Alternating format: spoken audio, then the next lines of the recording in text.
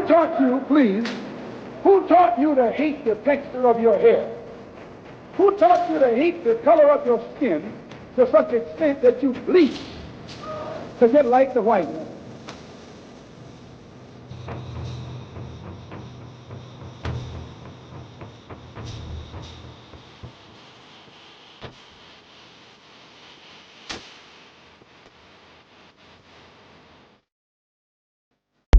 Well, but he's just not a teacher. Black people now want to be taught.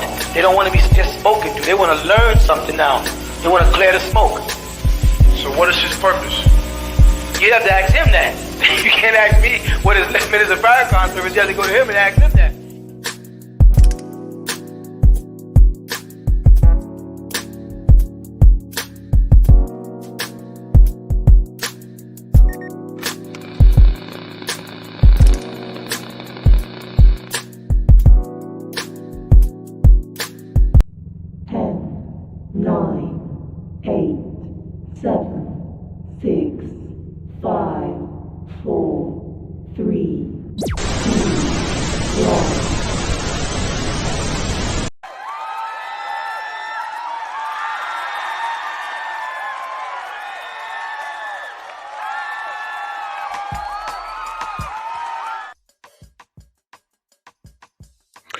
What up?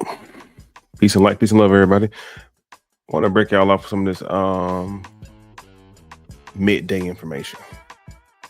Just some midday information. There's nothing super specific we're gonna talk about today. Just gonna show y'all information that I've been studying. You know what I'm saying? We're gonna do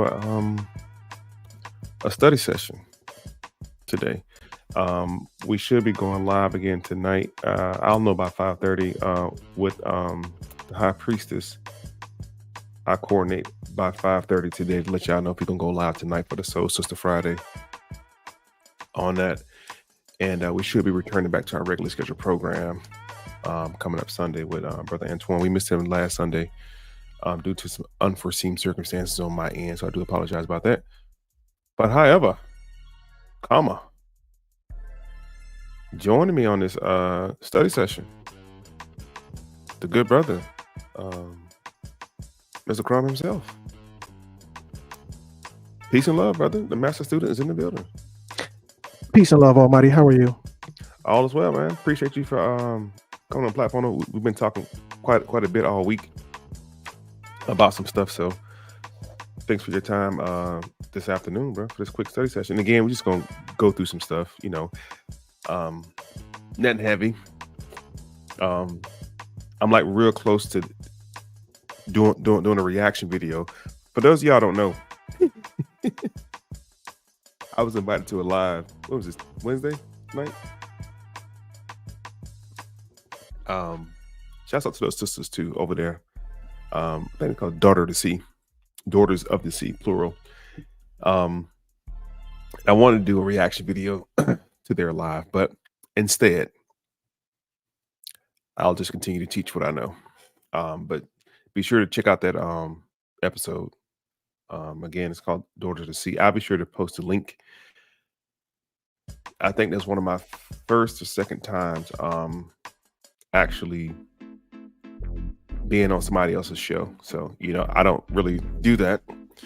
You got to come to Crumb TV and catch me, or on my platforms to catch me. You know what I'm saying? And I like to keep that exclusivity. Everybody can access me. I like that. But they know about me though. They hear about me. If you caught that episode, man, appreciate y'all. I know a couple of the master disciples, master students were over there. I seen some of y'all in the chat Wednesday night when I was going live with those sisters. You know, but hopefully today a lot of that stuff is just going to be refuted, because I'm going to go through. I got like, I don't know, y'all, like 30 tabs open right now. Y'all can see my screen. It's crazy. Like, I got documents downloaded. I got a headache. I got notebooks. It's so much information that I'm coming across. And as I go through this material today, this is not the official PowerPoint. I'm working on a PowerPoint. The good brother Cron working on his PowerPoint. We're gonna bring out some exclusive stuff, but it's gonna have to be for pay per view though. And that's nothing against y'all. You know, we love y'all to death. But we do a lot of work, y'all. We be doing a lot of work. Like, it takes a lot of work to put this information together and then represent it or represent it. And we have to represent it in such a way that, you know what I'm saying, it makes sense to the masses, not just to all the smart people. So anyway, with that being said, proper protocol. Hop to the comments. Baby girl, I just sent you an email too. I just emailed you, baby girl, so check your email. I know it was your solar return or something recently that we had seen on here, and you have to forgive my forgetfulness. I'm getting young, so I may have to be reminded. But yeah, I sent you an email back. I responded back. I'm gonna send you a gift. Respond to the email. Just need a good mailing address in your size. I'm sending you over one of my dope ass hoodies. My only ask is take a picture with it on and show the people what it looked like. Who else we got in here? Moolah Rebel Squad. Peace and love. Peace and love. Some of the fan favorites. True King in the building, as always. Good brother. Music Land in the building. For sure, for sure. David Briggs, Transatlantic Slave Trade. This is exactly what we're gonna deal with, man. Because Dave, let me tell you, bro. Man, I got a little emotional. I'm not gonna hold you. I got a little emotional. Emotional don't mean sad. Well, I felt sadness. I felt hatred. I felt all kind of stuff. When I started digging into the information on who was digging black people out of Africa and giving them away to the YT people, because you know the YT people could not come into the interiors of Africa and get nobody. They would die from diseases. Those YT people from Europe would come anywhere beyond the coast of Africa and get bit by a mosquito and they would die. They were not immune to the jungle. So the vivid imagination that we have of YT people running up in the jungles of Africa, snatching up the ancestors and bringing them out of Africa on slave ships, it's all a fallacy.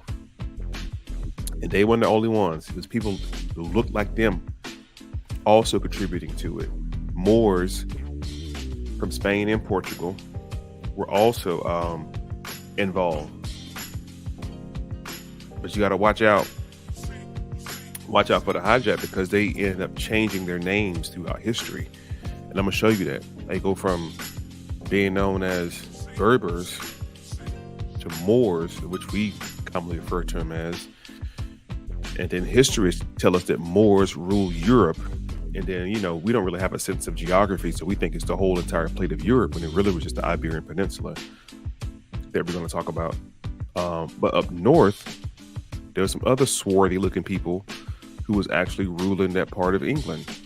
Even after the Moors got ran out of Spain, people of color were still running Europe up north, intermarrying into the royal family, of which we're going to talk about the I think it was called the African Trade Company and the Dutch Trade Company. There was only 8 main companies that were doing the convoys. But we're going to deal with all that. So yeah, African slave trade definitely coming up.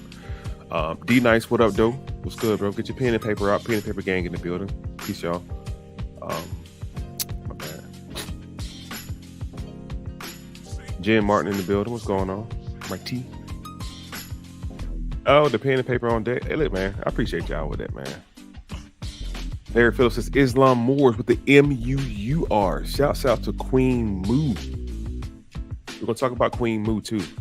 Barry, be sure to remind me to bring up Queen Mu. I'm gonna bring up the actual document. Queen Mo, sorry, M-O-O. It's a hyphen over the O, which is pronounced like a U, so it's Queen Mo, the queen of the island of Mu. We start going back that far to like Atlantis and the island of Mu. They're gonna try to start saying stuff like mythical and crap like that, but we ain't with all that, because the slave trade was mythical. That's what's damn mythical, the slave trade. And then a lot of the language is also mythical. Got us sitting here thinking that words mean what they don't mean. We're gonna break the code today, though. Young people, what's up? What's good? What up, Sin? What up, though? Back to you. Jaja in the building. Peace and love. Third Eye Banger in the building. What's happening? Purple Jag. The Empress is in the building. Abundance, peace and love, and happy Holy Day. Happy Holy Day to all the Moors, man. Happy Holy Day. We know Friday's the Holy Day because Friday's the day the man came into flesh, and Friday's the day the man came out of flesh. Therefore, Friday's the holy day for all Moors around the world. For Muslims, I apologize. Correct myself. Conscious Connect in the building. Motown in the building. Sister L in the building. PDQ Tactical Urban Shooter. It was told in reverse. So listen, I'm so glad y'all know that it was told in reverse. There, why everybody was on your scrap interview think the original verbers were white. I don't know, man. I don't know, bro. That's what it's called. Unscrambled is the interview I had did, or whatever the case was, and I think not all people, but some of the people themselves were just scrambled. So I don't know. I mean, y'all already know the master students and master disciples, we are well versed on words and language, and we understand when you learn the language, they can't lie to you no more. So I would just highly advise that they do more research on the words and language, because that kind of tripped the whole interview up between the difference between what Moor, Black, all that stuff was. It kind of, messed the whole live up. You feel me? So, but definitely go check it out, though. So anyway, let's go ahead and get started, man. Good brother Crumb, got anything to add before we jump into this thing? Yeah, absolutely. It wouldn't be me if I didn't. Let me just level with the audience real quick. Family, I've been there through the whole walk with MOI, and I'm going to tell you what happened in the beginning. What happened in that interview was the same thing happened in the beginning. Back in the day, when there was no YouTube, we were just doing a Facebook. Well, we were in real life before Facebook. But on Facebook, people used to come after MOI all the time. They used to come after him all the time. Yep. And it wasn't because he was wrong or whatever the case may be. It was because, and I told MOI this, our people are the hardest people to love. Yep. The reason why our people fill the jails is not because we're criminals. It's because we're uneducated. And I'm not going to get on no Hebrew Israelite kick, but the Hebrew Israelites told you that our people shall perish from the lack of knowledge. So when you get arrested, and I'm going on why they attacked MOI, in the interview and in the very beginning, and some here through there, he's kind of won over the hearts of a lot of people, but you still got some stiff-necked people in the family. When you get arrested, they Mirandize you and they put the handcuffs on you. They say you have the right to remain silent. After they put you under arrest, they take you down to the police station. There is a lower level administrative judge. He or she doesn't sit on the bench. This is like a junior judge. It's called a magistrate, root word magi.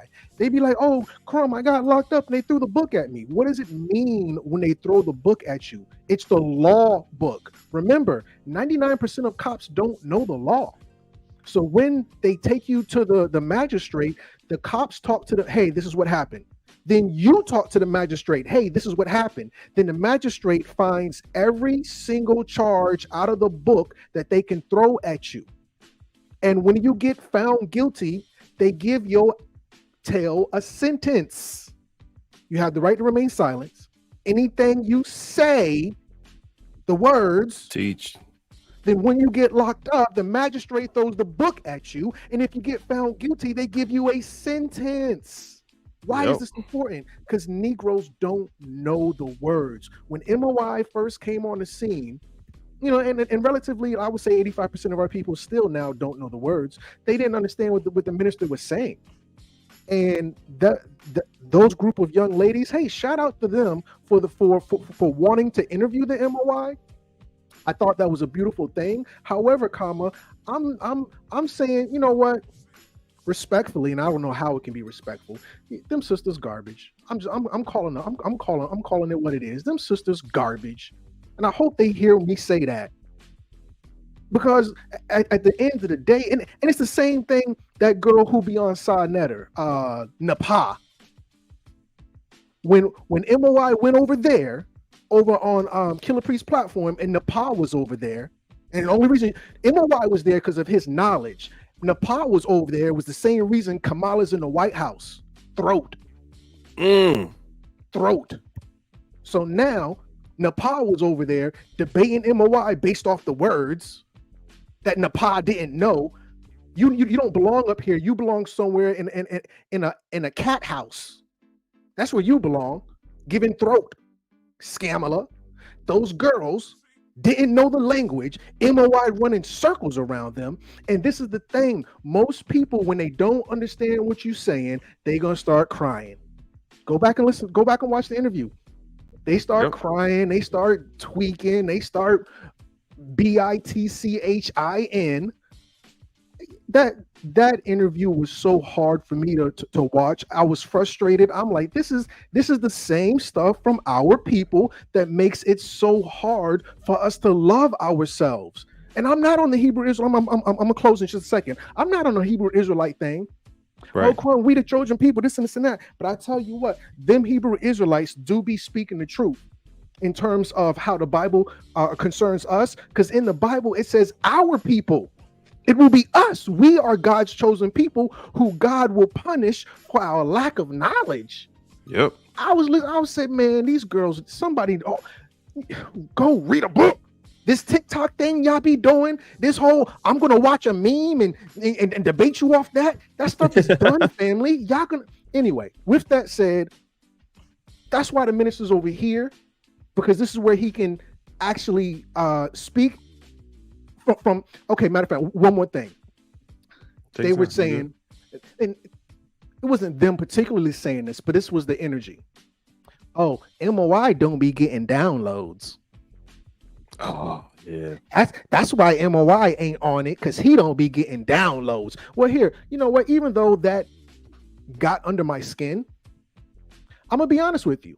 For as annoyed with that statement as I was, it's all wise, right, and exact. Family, press 000 if the Minister of Information don't operate off no downloads. He operates off research. Press 000 if we don't do the I got a download. We don't do the downloads over here. We do. MOI, hey, I was researching. I remember one time somebody said, I don't know if MOI is okay. I said, why? He ain't gonna sleep. He ain't ate. He been reading for 3 days. And I'm not gonna lie, family. Not sleeping and not eating for 3 days. Let's be honest. That's unhealthy. But at the end of the day, that's how he operates. He's not sitting here smoking marijuana, getting downloads.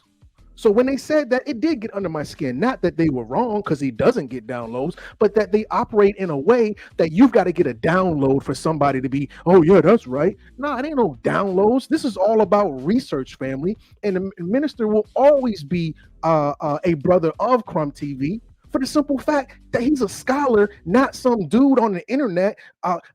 One more thing and I'm done. I was on Instagram. This dude said, Crumb, you need to rock with so-and-so. I said, why?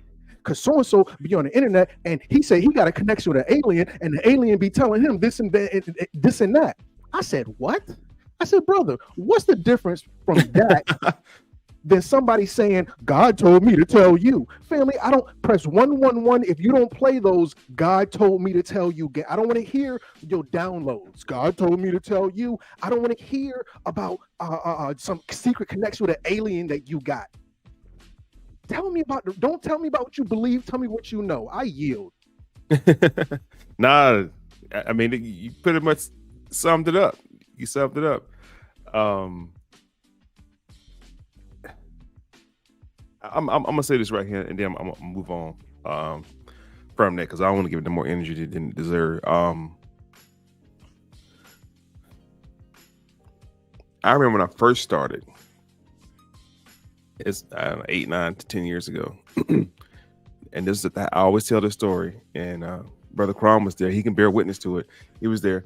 I remember being at HOC, and I remember just teaching and talking and teaching and talking, and I would gaze at the audience, and they staring back at me like, "What the hell is the nigga talking about? Like, what is he talking about?" And I remember that feeling like, I'm gonna just keep talking. I'm just keep talking about it. And throughout the years thereafter, people would tell me, "Yo, I finally found out what you was talking about." Blah blah blah blah blah. And it's a quote from Goody Mob. They say, "Listen to me now, believe me later on in the future." And that's what I had to start applying. There's so much. I don't know everything either. I don't know everything. Like I had hit a wall at a certain point with information, and it was only because Brother Antoine put me on to what's his name? Asir Duke of Tears. He put me on to him. And let me be clear. Even watching him, I probably watched, I don't know, a good 10 minutes of his joints on YouTube. So shouts out to Asir Duke of Tears. I watched 10 minutes of maybe like 2 or 3 episodes he had out there. And it connected all the dots in my head that I thought, the stuff you already know. It just helped to connect the dots. There's one more brother too. I can't never remember his name. The brother that always say dodge the hijack. He same thing with him. I probably watched maybe 2 or 3 of his episodes, only about 10, 15 minutes of episodes, because there's no need to watch for me. There's no need for me to watch the entirety, because for me it's a repeat of what I already know. But it's little things that they would say that I would write down and go research those things, but it helped to connect the dots. So with that being said, a lot of people just need to do research, and a lot of people don't like to do research. A lot of people don't like to do research. They like to try to look up stuff the day of, the day before, but research takes months. It takes weeks. It takes a long time to connect the dots. And the things I'm going to go with you today, hopefully, and again, we're not going to get into anything deep because, I'm creating actual physical PowerPoints to start presenting this information more efficiently. But like today, I'm just going to highlight some of the information that I come across. Some information that I've came across. So yeah, that's that. That's that with that, y'all. Y'all already know. Between the master disciples and the master students, I don't have to worry about y'all understanding where I'm coming from. And same thing with good brother Crom. I want to misspeak, but I think when we both got the comfort of knowing when we come on the live with you guys, we're free to talk how we want to talk to get the points across, and we don't have to slow down for every little word and explain that black don't mean black and more applies to a group of individuals in a certain region, not necessarily just a certain people. Like we'll have to stop and break down every goddamn word, man. And that was so frustrating about the live of the night. It's like, shit, they don't know these words. And when you don't know the words, it's hard to comprehend it. Like it's really hard to comprehend information when you just don't know the words. And the Hebrew Israelites are correct. You're right. Shouts out to Hebrew Israelites. Shouts out to everybody. What you said? One can say the MOI researching for 3 days is from down. It is. It's a form of download. But I got my download years ago. That's when I was up for 2 weeks straight, and my lady can tell you about this. We almost broke up. That's how serious it was, y'all. It was for 2 weeks consecutively. I was up to 2 or 3 o'clock in the morning every single day, and our dining room table was just filled with books and notes. I would go to like libraries and yard sales and old bookstores and purchase books, and I began to collect information, and I couldn't stop reading for 2 weeks straight. So much so that when I gave presentations, and Crom can tell you, when I gave presentation at the House of Consciousness, I didn't have a PowerPoint. I didn't have a laptop. I didn't have Google. We didn't even use Google back then. Google was not popular. I'm saying back then, but it was only maybe like 7, 8 years ago. I didn't have all that stuff. I was talking for 3-4 hours off the top of my head because of the downloads had already happened for me. This is the younger generation. That group that was on that show the other night, that's the younger generation. Those are the baby generations. Like, they're just excited about stuff. So they will say stuff like, "You're not getting downloads," and I told Crumb that these are the mythical Negroes and the magical chicks. Everything is magic out of thin air for them. They don't know who J.A. Rogers is. Never heard of Dr. John Henry Clark, Ivan Van Sertima, Chancellor Williams. They never heard of the real black scholar. They don't know what scholarship is. And I even said, hey, y'all, I actually taught college for 8 years at Stratford University and Athens Technical College. I'm a real life collegiate teacher. So, but anyway, let's move on. I digress. That's enough energy. Thanks to them, though. Appreciate y'all. All right, let's go here. This is the book of Hosea. Let's just set the tone. Let's set the atmosphere on this Freakier Friday. This is Hosea 4.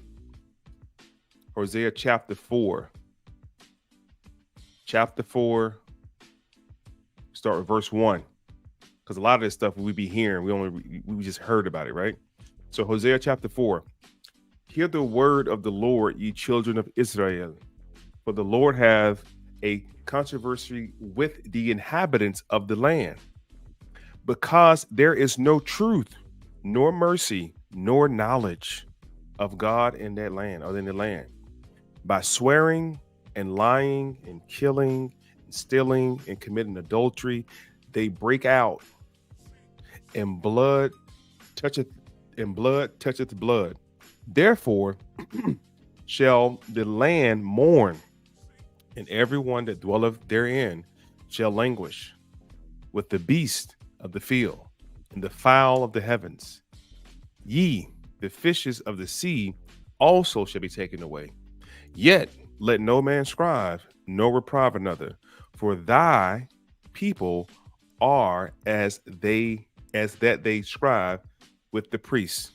Therefore shall thou fall in the day, and the prophet also fall with thee in the night, and I will destroy thy mother.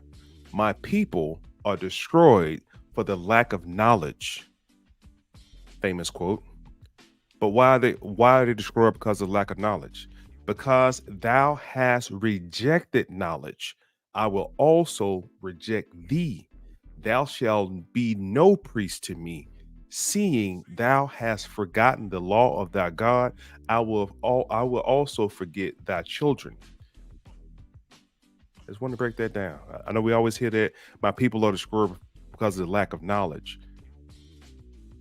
And we know that Yeshua HaMashiach, who you call Jesus, follows up with a passage that also states that knowing shall make you free. So our people are still bound because of the lack of knowledge, and they refuse to learn.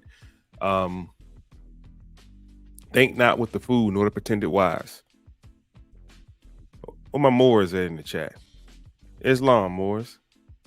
Think not with the fools, nor the pretended wise. The lion knows not that the worm is going to devour him, and the beast knows not he's being fattened for slaughter. Islam Moors. Let's get into this lesson. Real quick. All right. So let's start in America. And one of the main points of this whole thing is I'm on this journey with the whole discovery of the out of Africa slave trade situation, because, you know, the psychoneurosis behind this is they'll have us thinking that these YT people went into Africa, snatched them out. More scholarly people like Taj Tariq Bey and so forth tells us about the Antikythera Cavina, or what they call the Doctrine of Discovery, when the Moors were overtaken in Spain and the Moors were sent out of Spain. No, I haven't heard anybody up until recently talk about what happened to these Moors when they got put out of Spain. Well, I'm going to demonstrate today that A lot of them Negroes didn't even leave Spain. A lot of them stayed there. They didn't leave Spain. They was there from 711 to 1492. Certain parts of the Moorish kingdom was falling as early as 1183. 1492 was just the last stronghold of the Moors, they say. It was the last one. So I hope this information today enlightens a lot of the Moors. I hope a lot of this information just enlighten a lot of people in general. You know what I'm saying? So let's jump to it. Let's go to location first. Let's find out where. Because we're not going to be able to do anything if we don't know where. Let me slide my thing over here. We're not going to be able to do a damn thing if we don't know where we're talking about. So where are we? We talk about the Moorish Empire. Where are we on the map, right? This map in front of you, it was called Al-Andalus before it was called Spain. Al-Andalus before it was called Spain. And a lot of you guys, if you know this information already, I guarantee you I got more information to give you or to add value than what you already know. This is called Al-Andalus. Now, I'm going to switch maps in a second, but right above Al-Andalus, or what we call today common day Spain, is the continents of Great Britain and Ireland and what's the other one? Ireland and Scotland is right above this little plate right here. And I'm going to show you in a second. So as we're having this conversation, we have to do a couple things. We have to disarm ourselves of what we think we know. This is going to change the entire narrative. Now, right below Spain is Africa, North Africa. And this little gap right here is called the Straits of Gibraltar. I have gone through the Straits of Gibraltar twice times in the U.S. Navy. I've actually went through there. It was actually on top, we call topside, which is on the top of the ship, on the top of the deck. And we took pictures. You literally can throw a stone. You could throw a rock, a stick from Africa to Spain. Like it's that close. If anybody's ever traveled through the Straits of Gibraltar, which I doubt most have, you guys probably flew over into Spain on an airplane. I've also flown into Spain. I've also been to De Mallorca and Rota. I've physically been to those places. So physically seeing the Straits of Gibraltar, understanding how close it is, it's literally what they say a stone throw away from Africa. It's super close. Now that little territory right below Spain in Africa, that's Morocco. To the east of Morocco, which is northern Africa, that was the Berber territory. You go a little bit further and go up, you're going to see Sicily, you're going to see Greece and all that stuff, right? It's called the Mediterranean. Or ancient maps called it Asia Minor, Little Asia. I just want to be clear about where we are. Now you'll see a map right here, so you guys can see how big it is. The pink part says Castile. The green part says Aragon. The orange part says Leon. Galicia is the orange part, and this little sliver of blue, that's Portugal. We understand that Portugal is attached to the plate of Al-Andalus, right? You see that? You see how it went from being called Al-Andalus until they divided up the different kingdoms of Portugal, Castile, Aragon, so on and so forth, right? Now, the brown part right here is called Alhambra.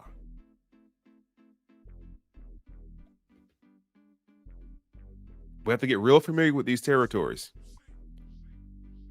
So we have the map in our mind. The time frame we're going to talk about today is going to be 6th century, which is the 500s, all the way to the 18th century, which is the 1700s. That's a huge time span to talk about. I'm going to try to cram it all in today in an hour and 35 minutes. I'm going to do my best. So keep up. The main focus of the conversation are the individuals from this plate right here. I'm calling the plate, this peninsula. It's not a continent. It's a peninsula. The people from this peninsula right here, and let me show you. See if I can get I put African. I put Africa. Apologize. So from Spain, if I can get a better map in Spain, get a better map. All right, here we go. That's how close they are right here. Africa and Spain. Now, a little bit further down on the map, let me blow this up for y'all can see it real quick. And this green part right here, we're going to talk about this green area right here of Africa. So we're dealing with this, what they call the western seaboard. It'd be the west coast of Africa. The horn over here would be the east coast, where Somalia and Ethiopia and Saudi Arabia and so on and so forth is, right? So this whole little area right here, this whole little, there we go, better map. This entire little area right here is what we're talking about today. Right here and up here, right? You see how easy it is to sail from there to here and then back up here? Easy access. Keep that in mind as we go along, okay? Please keep that in mind. It's going to be very important. So now that we have the map of what we're looking at today, let's take a look at another map real quick.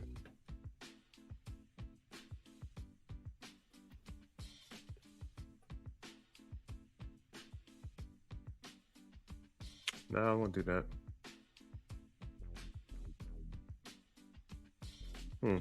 I thought the map already pulled up. Apologize, fam. Hold on, give me a second. Oh, here it is. I found it. There we go. Another map. This is called the United Kingdom. It's called the United Kingdom now. We're talking about Scotland. And I definitely want good brother Crom to add some value when we get up to talking about Scotland and the Scotland area. I think he has some amazing information. Some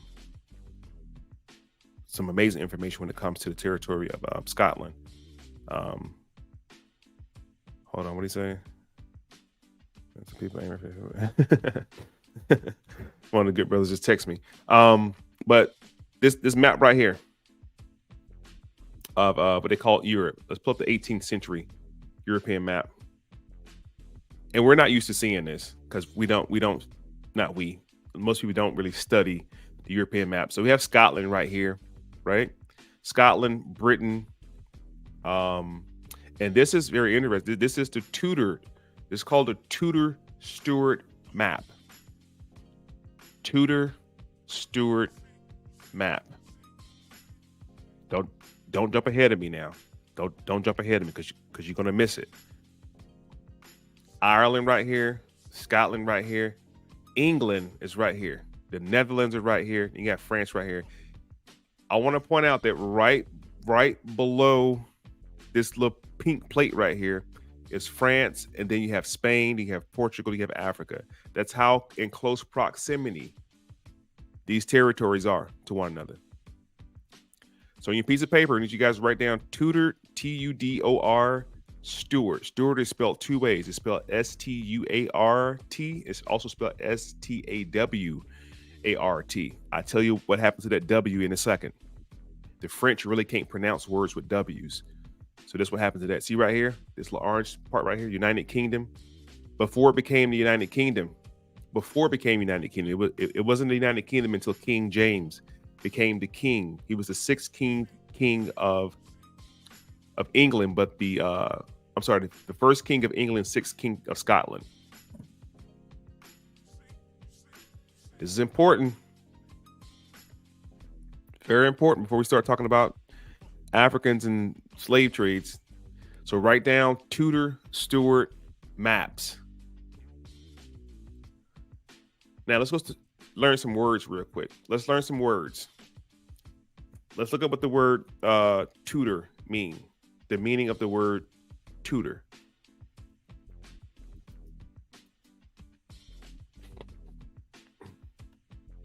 The term Tudor refers to the people of African origin or descent who lived in Britain during the Tudor period from 1485 to 1603. What you're going to notice is 1485 to 1603, that's well beyond the expulsion of the Moors in 1492. So people of color were living in Britain and ruling in Britain too. We'll get to that in a second. And talk about the vast empires of the Moors in Spain. Well, we'll talk about the vast empires that are still around today in 2024 in Europe. And you have to kind of be careful because they'll call Spain Europe also. They'll say the Moors rule Europe. The Moors rule Europe, and that'll kind of throw you off to think that it was the whole plate of the whole peninsula. No, it was just what I just showed you. It was just modern day Spain. The term Black Tudors refers to the people of African origin or descent who lived in Britain during the Tudor period. So now we have the name Tudor. We know the Tudor refers to, for lack of better terms, for the commonality of the conversation, we're going to say Black folks, okay? Anytime you hear me say the word Black people, it also refers to Africans. It also refers to swarthy. It also refers to Moorish. It also refers to Sephardic. Okay, let's not get caught up in the let's dodge the misinformation and thinking that, oh, Black means, I thought Moor mean. No, listen, just relax, okay? Because I can call these people Moors too, based on what the word Moor means. Moor wasn't a person. On the continent of Spain, they call people of color Moors because of the language. Up north, they call people of color Tudors, swarthy, Stuarts. More than 200 Tudors lived in Britain. And you gotta be careful also what I'm learning with these Google searches, because the YT people who run Google also try to play games with you too, and try to, like, you know, slide stuff and then leave stuff out. So be careful with that too. More than 200 Black Tudors lived in Britain, with the concentrations in London, Southampton, Bristol. Write down the word Bristol, please. Write down Bristol's, Plymouth, and Bluntsham, Common Earth. I don't know where that even at. Origins: they come from Africa, Europe. This is where the Tudors come from. Now, remember how I told you earlier how they try to confuse you? The term Black Tudor refers to people of African origin or descent. Okay? This is who they try to say that we are. They try to say that we are of African descent. Let me learn y'all something today about that word African. It's going to confuse a lot of people. As we read about the Moors, they're going to call the Moors Africans. They're going to call the Spaniards Africans. Lundards, they call them. I'm going to teach y'all about the Londar too, or Lindo, sorry. The Lindo people, who are also Black people from Spain. I'm going to show you how places like Brazil and Argentina and even Mexico got their culture and their people.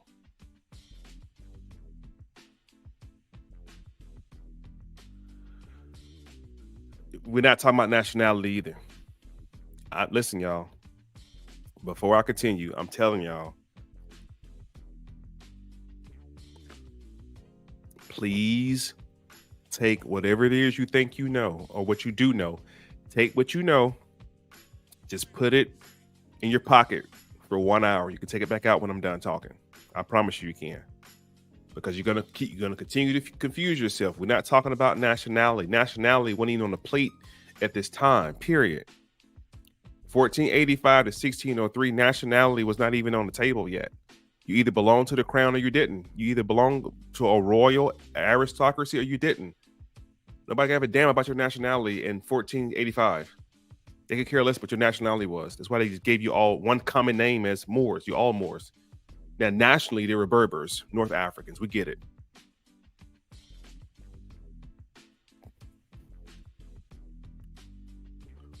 But in 1485, They were not concerned with no nationality. In 1300s, they were not concerned with nationality. You either was of a descent or you was not.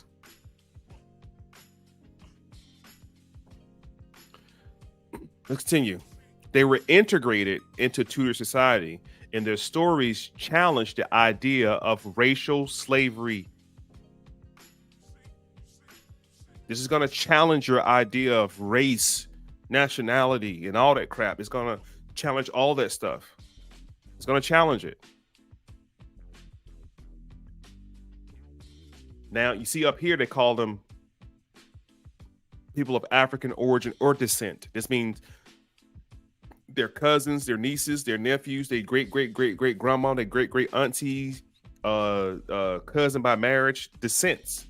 This is all of them, everybody. More than 200 Tudors lived in Britain. The Tudors, who were of African descent, they came from Africa, they came from Europe, they came from Spanish Caribbean. Some Africans arrived in England from Spain or Portugal as free men, not slaves. Now here we go. We're talking about slavery already. Why would they tell you that people from Spain and Portugal came and they were called Tudors also? I'm not making this shit up. The people from Spain and Portugal, and what's the time period? In 1485, what were the people in Spain and Portugal called? Put it in the chat. Put it in the chat. What were people in 1485 in Spain called? I just showed y'all the map. Y'all know who was in Spain in 1485. Moors. They came from Africa, Europe, and the Spanish Caribbean. We're going to talk about the Spanish Caribbean in a second also. Who remembers the movie Amistad? The movie Amistad is it was a ship full of captive Moors. I'm gonna switch gears and come right back to this right here. Watch this. And Brother Crumb, feel free to tap in whenever you want to, brother.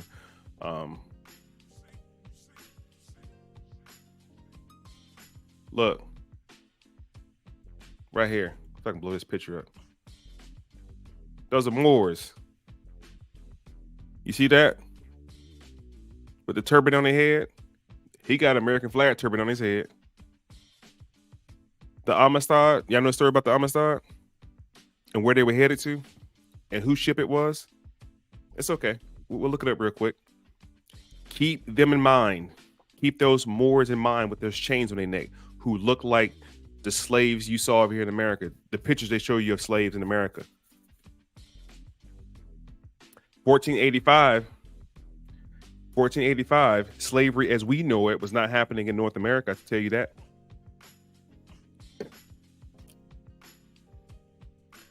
Look at the correct. Thank you. Who put that in the chat?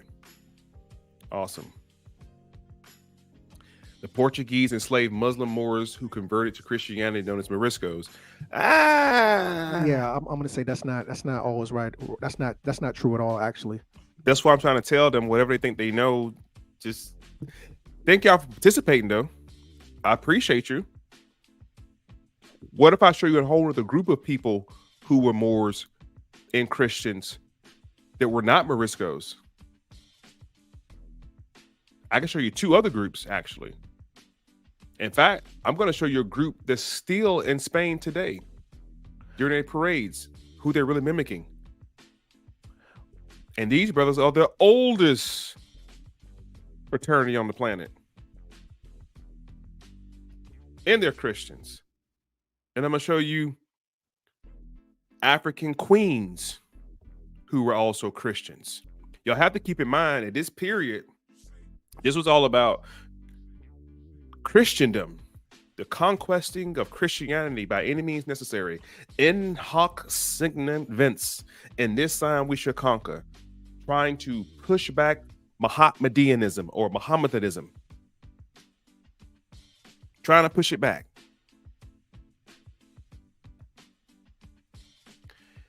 Keep this picture in mind. The movie Amistad. I want y'all to hear me. Let me turn this music off. Because now I don't got serious. Because I feel like this is a serious moment. What's wrong with my mouse? My bad. Hold on. Banner. Brand. Here we go. At this time frame. Oh. What's going on with, oh, there we go. My bad, y'all.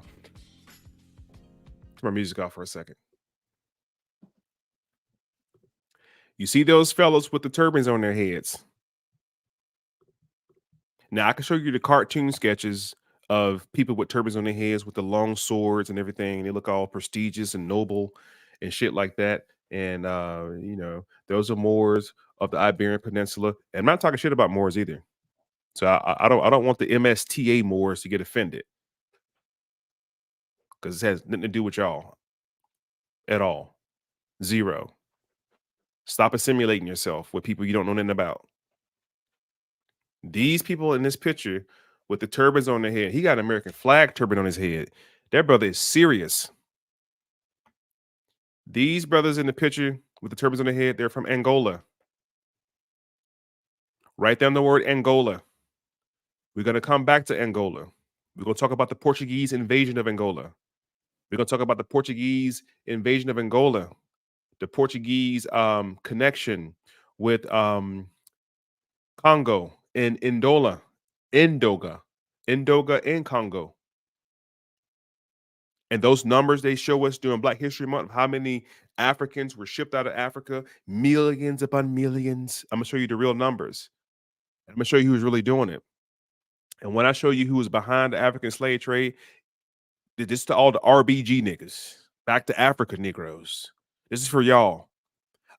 If you don't feel a certain kind of way after I reveal this information to y'all about who was really behind the African slave trade, it wasn't no YT people. The YT people just had the ships. They were just contractors, right? Like right now, in real life right now, I'm ascertaining paperwork to become what's called a government contractor. It's a site called sams.gov, if you know about it. And what you do is, as a contractor, you look on the website for what's called RFPs.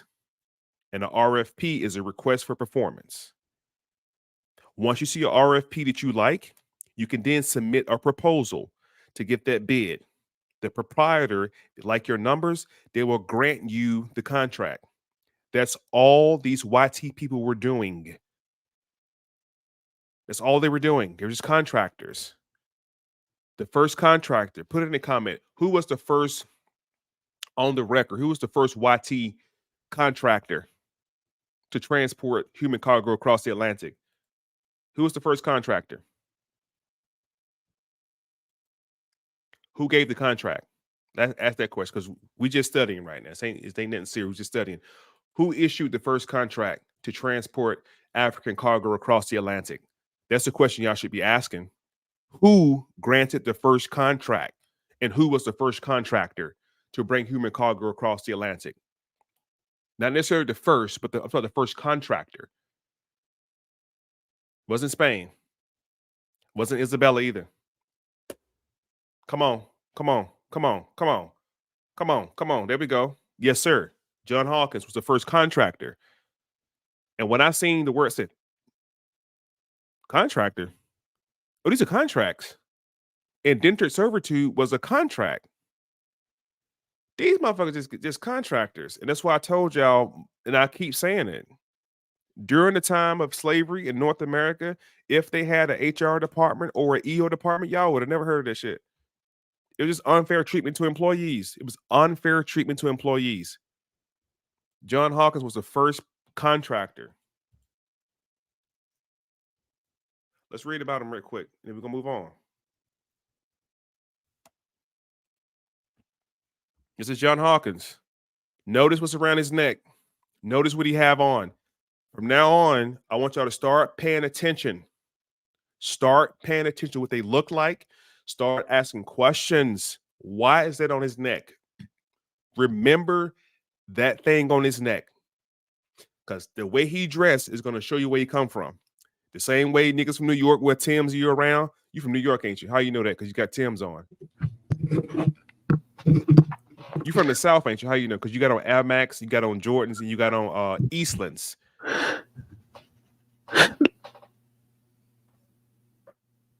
Whenever you get a second, I just want to please go over to the Portugal thing real quick.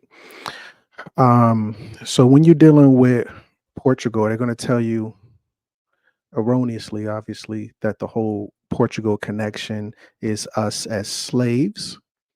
But here's one for you. El Negro, the Chosen One. This is by Waddell G. Jones Sr., son of King Solomon.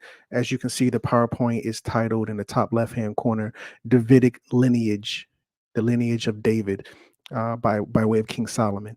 Anyway, it reads, let me make it bigger on my side. Yahya bin Rabbi, century 1145 to 1222, also known as Yahya the Negro, was a Portuguese nobleman. Oh, Crumb, you know y'all were Moriscos and they called you slaves. No. Family, what number we on? 22. Press 222 if you've never heard of him. Press 222 if you've never heard of him. The reason you never heard of him because ain't no history teacher going to tell you about you guys being nobles. Not in Europe. Oh, you know, when we were in Portugal, we were slaves. Press 222 if you never heard of a European nobleman by this name. We're not dealing with no slaves, family. He was reputed to be the direct descendant of the Hebrew exilarchs. Remember, when you're dealing with the Juicies, they're going to tell you those Juicies were exiled out of Rome. Every place the Juicies have ever lived, they've been exiled from there. The Juicies were exiled out of Rome. When they got exiled out of Rome, where did they go? If you look up Sephardic Jews, Juicies, whatever, if you look up Sephardic Juicies, you're going to find that the Sephardic Juicies were exiled out of Rome. Brother, do you mind if I pull that up real quick? No, please. So I'm gonna circle back and show who they really are. Go ahead, though. Let me just go to all and let me go with, how do I stop sharing? Oh, here we go. Stop present share window. Chrome tab. There we go. Were the Sephardic Jews exiled out of Rome? Yes, the Roman Emperor Claudius expelled Juicies from Rome due to disturbances caused by disagreements between Christians and non-Christian Jews. What they're talking about is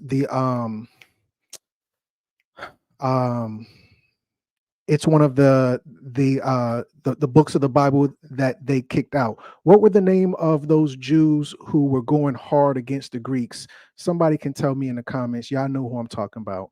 But anyway, going back over here. Let me stop share. Almost done. Right here. So his people were the ones who got kicked out of Rome. His people were the ones who got kicked out of Rome because they didn't accept what the Romans, well, this was at the time the Grecians, what at the time the Grecians were trying to impose on them by taking their culture. No, not zealots. It's a book of the Bible, but it's the Apocrypha. They took it out of the Bible because it painted Juicies as very warlike. Minister, you know what I'm talking about? Those No, I'm not familiar. Yes, you are. The Jews who fought against the Greek culture. Was one Maccabees. Maccabees. Okay. It was the Maccabees. Look at Maccabees. Okay, got it. All right. Yes, sir. Thank you, Average Joe. Apparently, you're not that average. But Joe was on it. He said zealots, then he came back with Maccabees. He already know. So, he was one of the right. the Maccabees were warriors. Oh, the Jews were servants, and they were the ones in the administration, and they were accountants, and they were no, they were warriors. So he was one of the warriors that got, these were the Hebrew exile arcs. But remember, before they even got to Israel, they came from Babylon. Well, they weren't from Babylon. You remember the Nebuchadnezzar ordeal, blah, blah, blah. Descendants of the Hebrew exile arcs of ancient Babylonia, current day Iraq, that claim direct descent from the biblical King David, and was epitonym. Let me look at the big one. I can't see that word. What is that word?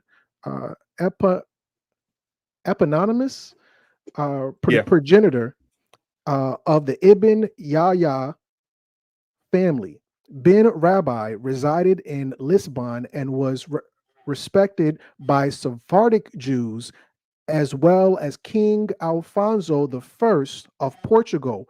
He's not these weren't slaves. These were people who respected by the leadership in that land, who knighted him. Oh, crumb, they were slaves. No. And it's the same thing in America. Were there black people, so-called, who were slaves over there? Sure. But when y'all paint with these broad strokes, oh, black people were slaves. Just like all black people weren't slaves over here, all black people weren't slaves over there. It's those broad strokes that, what is that called? Speaking hyperbolic, that hyperbolic speak, where you just speaking, well, all people are this and nobody's like that. You lose so much, and the stories can't be told with that limited remedial thinking. The Jews who were respected by the Sephardic Jews, as well as King Alfonso I of Portugal, who knighted him for his courage and awarding him the title Lord. Remember, what is a lord? Oh, we're talking about religion. We're not talking about religion. We're talking about a ruler of the land, aka the Moors would call them a bey, Lord of the Aldea dos Negros, meaning village of the Negroes. This is in Portugal. They had their own land. Well, how come over in New York, y'all got Chinatown and Little Italy? Well, in Portugal, there was Little Negro Town, and represented him with an estate that had belonged to the Moors. They took it from the Moors and they gave it to this dude. Oh, the Moors got kicked out, and then the rest who stayed, they were Moriscos. No, the Moors got kicked out, and some of them who stayed were rulers of the land. First of all, I think it's very fucking rude to try to insert yourself in information. And you have to forgive me because I don't even know who this is. I just hate rudeness in the comments. So whoever's monitoring the comment box, but let's just put some truth to power real quick. Because after this week, I'm done. I'm completely done with the dumb shit. And I told y'all, stop thinking you know what you know and listen for a second. Christians weren't around back then. Let's see how old the Christians are. And Alexander, he relates, there were those who worshiped Serapis, in fact, Christians, and those who called themselves bishops of Christ, in fact, devotees of Serapis. This is BC, Negro. Christians have been the fuck around, first of all. You basing what you're saying on the fact of Jesus Christ. This is before Jesus Christ. This is dealing with Serapis Christos, the original Christ. Christians been around. So I'm gonna say it one more time in the comments. Take whatever you think you know and put it in your pocket until we're done. Y'all about to piss me off, man. Think y'all know everything. Y'all don't. Otherwise, we wouldn't be on here trying to teach y'all something. Make yourself look stupid. Just relax. Stop trying to show out for the crowd, man. Relax. I would rather you ask questions and make statements. That was a statement of fact you just tried to make just then. Anyway. John Hawkins, the first contractor Admiral Sir John Hawkins, 1532 to 1595, was an English naval commander, naval administrator, privateer, and slave trader. Hawkins pioneered and was early promoter of English involvement in the Atlantic slave trade. Keep in mind what Crom just told y'all. Please keep that in mind because it's about to come back full circle. This was England involvement of the slave trade. We talk about the transatlantic slave trade. There were 3 to 4 main proprietors. As I explained earlier, when you're dealing with contracting, the proprietors will put out what's called an RFP, a request for performance. They're trying to attract a worthy candidate to go do such and such at a certain rate. You had the English, matter of fact, write this shit down. Write down England slave traders, write down Portuguese slave traders, and write down Spanish slave traders, write down Dutch slave traders. One more time, in reverse. Dutch slave traders, Portuguese slave traders, Spanish slave traders, and England or English slave traders. John Hawkins represented the English branch of the slave traders. And while I'm showing you a picture of a YT individual from Europe from the year 1588, I can also show you swarthy Black Negroes in 1588 who were kings at this time. I can show you King James right now if I wanted to. Not yet, though. 1588, Hawkins served as the vice admiral and fought victory over the Spanish Armada. What was the Spanish Armada? Great question. The Spanish Armada was the biggest fleet at that time. How did Spain get that big ass fleet? The Moors were known navigators. Let's go here. Let's learn about some Moorish navigators right quick. I'm using the word Moorish, black, negro, negrito, interchangeably, African, all interchangeably. When you hear me say the word Moor, I'm referring to the Iberian Peninsula. Let's go look at some Moorish sailors. Although John Hawkins was an admiral, he didn't own that ship. Queen Isabella, let's go back to this real quick, show you something real quick. In 1588, as vice admiral, he fought against the victory of the Spanish Armada, which he was knighted for the gallantry as the treasurer of the Navy. Hawkins became the chief architect of the Elizabethan Navy. I can show you her too. He redesigned the Navy so the ships were faster, more maneuverable, and had more firepower. Hawkins, son of Richard Hawkins, was captured by the Spanish. Now, who were the Spanish prior to 1588? Who occupied Spain before 1588? Put it in the comments. What group of people occupied Spain prior to 1588? We know at least up to 1492 who was there, right? We know shortly after 1492, a lot of them stayed there. Brother Crum just showed you who also came there under the color of darkness. Was captured by the Spanish. In response, alongside with his cousin, Sir Francis Drake, which is another name you should know also, he raised a fleet of ships to attack the Spanish in the West Indies. However, he died at sea during the expedition. He died in Puerto Rico, South America, Mexico, Haiti, Jamaica. All those islands are going to become very important here in a second. Okay, not yet. Stay with me. So that's John Hawkins. John Hawkins was born to a prominent family of shipbuilders and captains in the naval port of Plymouth and Devon. The exact day of birth is unknown. It's irrelevant. So he was an admiral.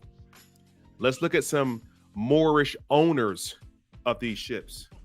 Could I tap in real quick? Please. Right there?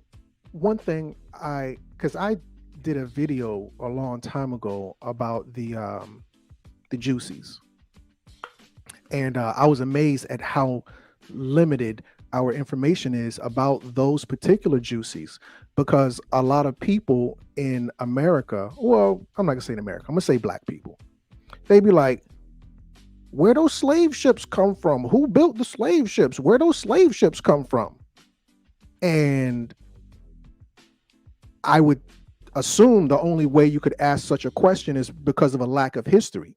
Because remember, I just showed you they were in Rome after the whole thing with the Maccabees, because the Maccabees were very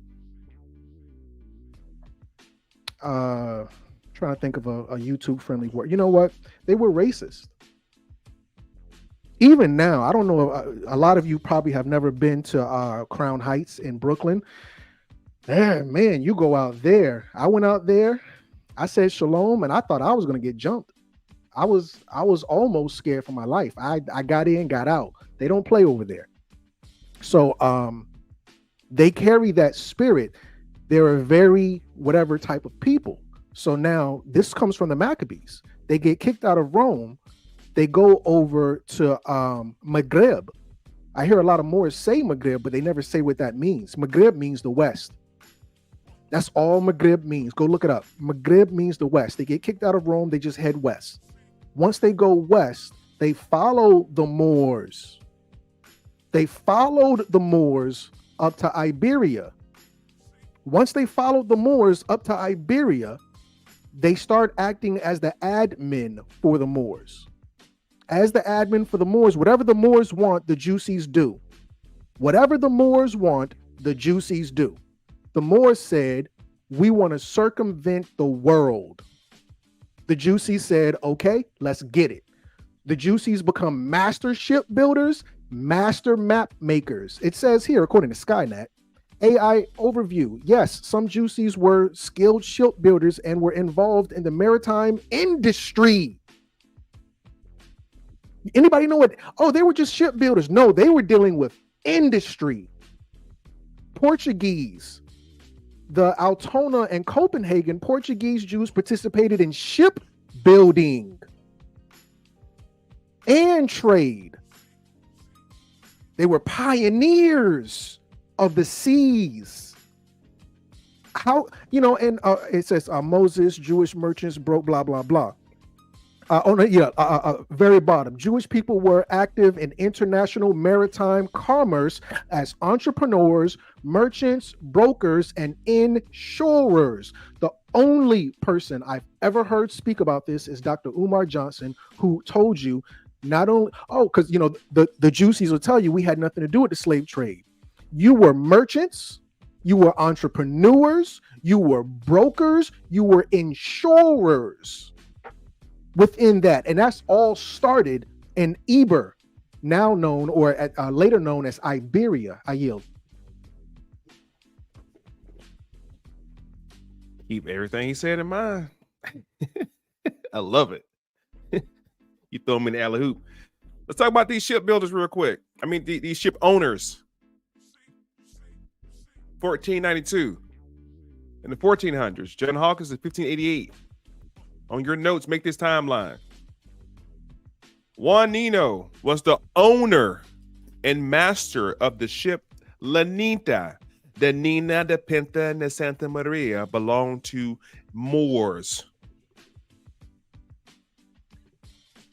On Columbus' first voyage, he came 4 times. 92. The Nino brothers were a family of African descent. Remember I showed you earlier about that word African descent from the Tudor. African descent from Morgar, Spain. In the chat, who was in Spain in the 1400s? Put it in the chat. What group of people was in Spain in 1400? This is real easy shit. I'll make it real easy for y'all. Y'all ain't even gotta put in. Just stop thinking for a second. I'll make it real easy for y'all to put it together.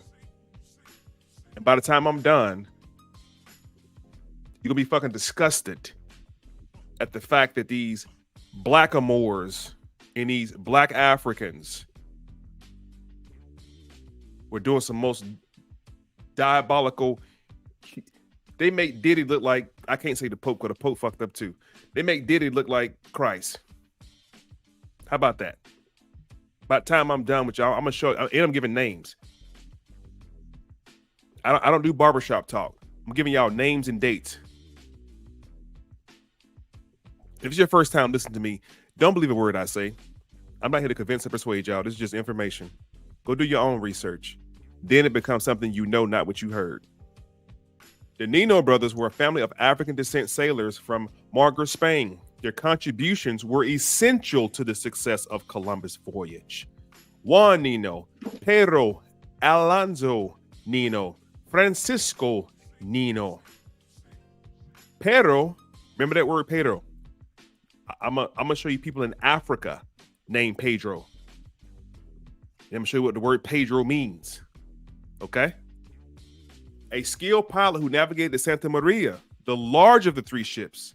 Francisco Nino, a sailor on the voyage, performed various duties. The Nino family established a lineage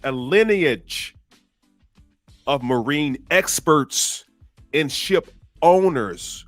Crom is telling you the ship builders. Well, listen, tell you something. You can build a motherfucker. I own it. Big difference between the worker bees and the owners.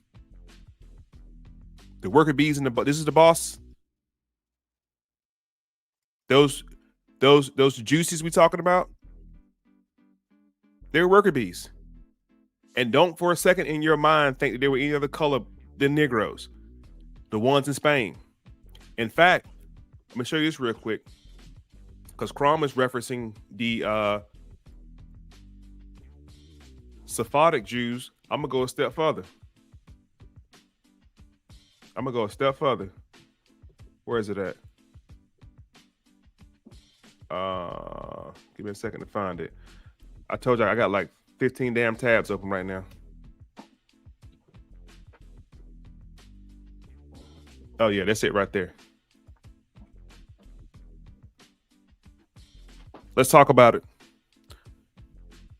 Write it down, because y'all ain't heard of it. I know y'all keep talking about Sephardic. Y'all ain't know what the hell Sephardic is. And we ain't talking about Ashkenazis, not them. We're talking about a specific group of individuals. Let's learn about these right here. Ladino, also known as Judo Spanish, in case you didn't know, is a Spanish Jewish dialect that originated in Spain during the 15th and 16th century. That's 1400s and 1500s. The origins is based in Old Spanish, but also includes influences of Arabic, Turkish, Greek, French, and Italian. It's similar to Yiddish, which also combines Hebrew in a local language. After Spain expelled its Yehudis in 1492, Ladino spread throughout the Mediterranean and was spoken by who? Sephardic Jews. Sephardic Jews didn't start the language. There was some Jews before them that started a whole other language. These people predate those people who settled in the Ottoman Empire, Morocco, and other areas. Literature. In case y'all are wondering, this was the word Latino come from, all right? Or Moorish Latin. Literature was produced from the 16th century to the 20th century. However, the corpus of Ladino literature is small due to the frequent fires and earthquake wars. They're basically saying a lot of the literature just got burned up. Can I add to that real quick? One last thing. The term Ladino can also refer to Christianized blacks who are familiar with the culture, language, and religion of Castile or Portugal. Remember Ladino and remember the fact that they're Christianized blacks. I'm going to come back to that. Go ahead. The letter T and the letter D are the same letter. Damn. Minister, have you heard me say that before? Yep. So the connection between the T and the D is the same connection between desk and table. The connection between the T and the D is the same connection between tooth and dental. And then I was so flabbergasted at so-called black people because they got us out here talking about some darn what do they got us talking about? Ebonics. Ain't no such thing as Ebonics. You just speaking the language of the ancestors. When the family say, I'm gonna go to, I'm sorry, in the hood, we don't say I'm gonna go to the store. In the hood, we say I'm gonna go to the store. I think it was Medea from the movies. She don't say, "Oh Lord." Can somebody in the comments tell me what Medea say? Medea don't say, "Oh Lord." Damn, Can good point. somebody in the comments tell me what does Medea say? She doesn't say Lord, Lord. What does Medea say? You tell me in the comments. What does Medea say? The letter T. Thank you. She don't say Lord. No, this is incorrect. This is correct. This is correct. This is correct. Oh, Lord. Why Medea say Lord instead of Lord? Because what you call Ebonics is nothing more than us going back to the original language. The letter T and the letter D are the exact same letter. So now when the minister says, oh, Ladino, that's interesting. Because now we don't say Ladino anymore. We say Latino. Because the letters y'all gonna have to learn this language. That's the and let me say this real quick. Why do I keep harping on learning the language? Because how did God tell you he was going to confuse the people? Remember, God said, I am not the author of confusion. Well, that don't make no sense. How come you not the author of confusion, but at the Temple of Babel, you use the language to confound the people? Amen, church? I yield. Amen. The Christianized blacks mentioned in the 16th century documents issued in Spain, La Española, and the rest of Spanish Empire were known as Ladinos. One more time for the people in the black. The Christianized blacks. Write that down. The Christianized blacks. I thought we were talking about Muslim Moors. We are. I thought we were talking about Moriscos. No. We get the hell out of here. Morisco is a whole other group. By the time I'm done, I'm gonna show you 2 or 3 groups of Muslim converts in Spain that became under Christianity. I'm gonna show you a whole bunch of people who came under Christianity were not called Moriscos. Not saying that your guys are wrong, Morisco. And see, this is the kind of aggressive teaching that we have to start. I'm gonna start doing. I'm gonna start coming out my bag and stop being fucking nice. Because y'all never heard me talk like this before, but I'm up to my eyeballs in alligators right now. The Christianized blacks mentioned in the 16th century documents issued in Spain, La Española, and the rest of them, the remaining of them, were known as Ladinos. It says the Spanish Empire. Where's the Spanish Empire at, Minister? Great question, because it's not the Iberian Peninsula. The Spanish Empire, we're now over here in South and Central America. Let me show y'all something. The Spanish Empire. Watch this. Spanish Empire. Let's look at the Spanish Empire. That's how big it is. This is the entirety of the Spanish Empire. So the Ladinos are all throughout the red territory. Now, this little gray area you see right here, that's going to become Portugal Empire. Or the Portuguese Empire. The entire plate of South America was conquered by the Portuguese and the Spaniards. Look at North America. Don't be bashful. Look up there. All you Indians, Amerindians. All you Amerindians. What tribe are you from? And what year was that tribe active in the North American continent? Because see, I used to be on that shit too. And I still am to a degree because my people are who they are. My people are of the Yamakra people. But that's 1800, that's later. In this time frame, look at North America. That's Spanish Empire. Look at South America. That's Spanish. Look at Central America. Look at all the islands. That's Haiti or Haiti. That's Jamaica. That's Cuba. All the Arawaks have been conquered at this time. All the Tainos have been conquered at this time. Could I tap in on that real quick? Please.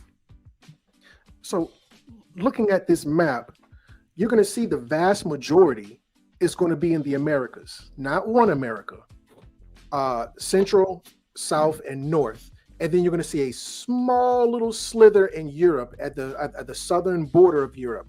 Anything in, well, anyway, but why is this important?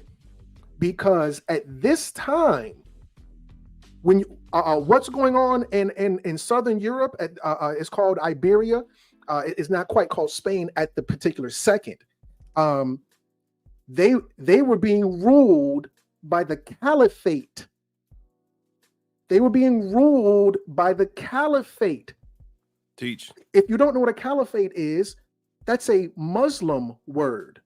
There are no Muslims at this time either. They would have called that a Mohammedan word.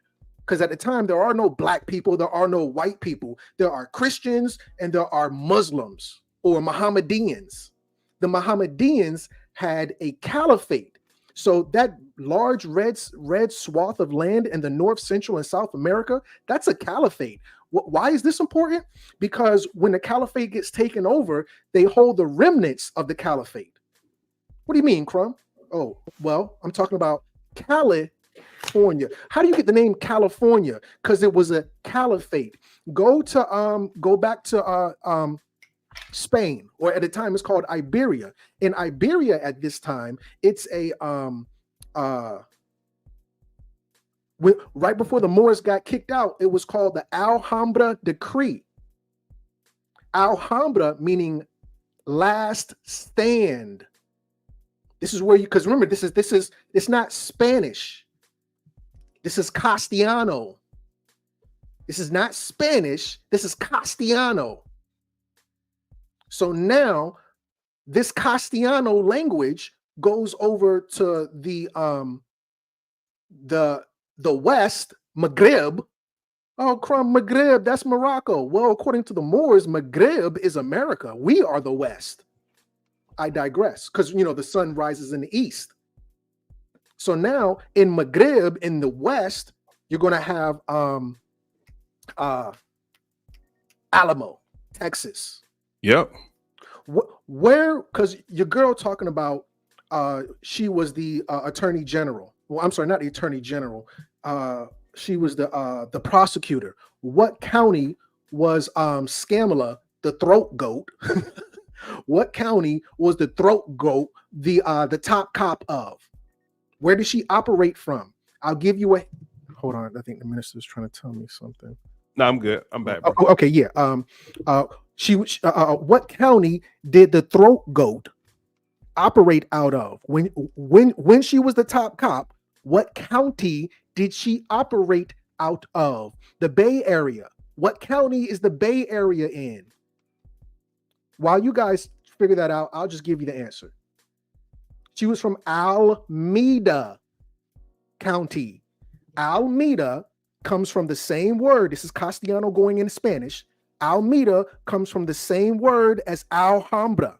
Alameda comes from the, Alamo comes from the same word as Alhambra. I yield. Thank you for saying that. Now we talk about the Spanish-American War. We're not talking about sombrero hat wearing Mexicans. We're talking about the Empire Spain. Okay, the Alamo was in Texas. You see, Texas is in red. Arizona, New Mexico, California, all the way up to damn near Canada. That's the Spanish Empire. So anytime I say Spanish Empire, I'm talking about that. The Spanish Empire is under the rule of Moors. Amen. Let's go back. Y'all can get that work today. We're still talking about the Christianized black who are called Ladino. Where they come from? A very Aharic from the Castile, Spanish mixed, somewhat with Hebrew. Why Hebrew keep coming up? Archaic. Why does Hebrew keep coming up? Archaic. Apologize. A very archaic form of Castilian Spanish. Archaic means old. Matter of fact, archaic is the same damn word as ancient. To be very clear about that. In my Kamala voice, let me be clear. Let me be very clear. I was raised in a middle class family. I'm joking. The fact that it has the prefix of the word very makes it even older than what it is. A very ancient, a very archaic form of Castilian Spanish mixed somewhat with Hebrew elements, as well as Aramaic,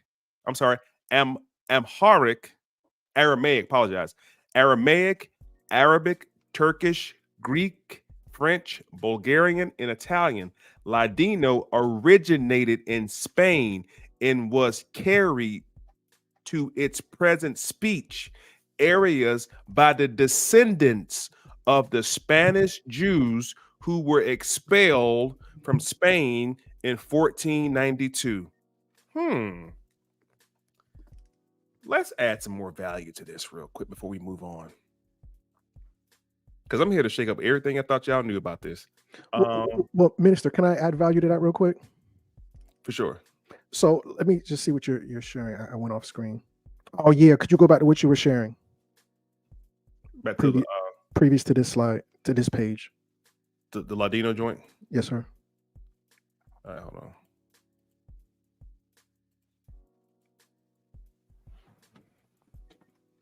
So it says a very archaic form of Castilian Spanish. I'm going to take issue with that. When you're dealing with Spanish, Spanish is only in America. There is no Spanish over there. Those were Spaniards. Over here is Spanish. They were Castilians.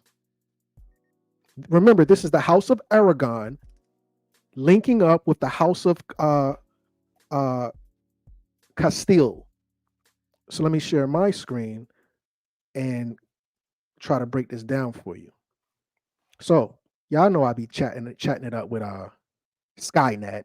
Can somebody tell me what movie am I referring to when I say Skynet? Everybody already knows. I say it all the time, but just for the ones who don't. Anyway, so Skynet says, yes, Spanish comes from Castilian Spanish. Origins, Spanish originated in the Iberian Peninsula. It wasn't called Spain at the time. It was called Iberia as a dialect of vulgar Latin. Spoken in the form. Oh, what's the opposite of vulgar Latin? Great question. The opposite of vulgar Latin is classical Latin. They didn't speak classical Latin. They spoke vulgar Latin. Spread Castilian became the standard language of Spain. That's why now Castellano is Spanish for Castilian. This thing is talking in my ear. So when I say they spoke Castellano over there, the double L sound to this day in America, around the world right now, the double L is pronounced Y. The double L is pronounced Y. So when I say Castellano, I don't want you to think there's a Y. I want you to think double L. Castilian is Castellano. This is where Spanish comes from. A language based off a language based off a language. Classical Latin, vulgar Latin, Castellano, then you get Spanish. This is from the Castilian house, which married the House of Aragon, which birthed Spain. I yield the floor. Yeah. There's definitely some meat to that. And it's like 1,000 ways we can go in that direction right there with that one, with the language. But I want to emphasize on something real quick, because I'm gonna make the connection here in a second for y'all. Here in a second. I keep saying Hebrew for a reason, because I'm gonna show you some Moors out of Spain who came over here and was able to communicate with the Native Americans. born and raised in Spain, never been to North America day in their life. They were able to communicate not only with sign language, but through language also. And the common denominator was Hebrew. I'm gonna show y'all in a second. The Hebrew language been around a long time. I just point out the word archaic. It's ancient. Yes, Ladinos were black people who had been Hispanicized. Oh, hold on. My bad. I thought I had it on the screen. I'm sitting here reading this shit. Thought I had it on the screen. My bad, family. I'm gonna show y'all something. Who Ladinos were. Yes, Ladinos were black people who had been Hispanicized. Yes, Latinos were black people who had been Hispanicized. We're going to use the word black, African, Moorish, swarthy, Tudor, and Stewart interchangeably as we have the conversation. Do not allow your brain to get fixated on one thing. You're going to mix it, and they're going to count on you missing it too. By these words. Dodge the fucking hijack, literally. Yes, Latinos were black people who had been Hispanicized. The term Ladino refers to black people who were familiar with the languages, cultures, and religions of Castilian. Crumb just told you that. Of Castile or Portugal. This could be due to being born and raised in those territories. You're born and raised there. Okay. History. The first Africans to arrive in the Americas were known as Ladinos, and they began to arrive as early as the 15th century, 1400s.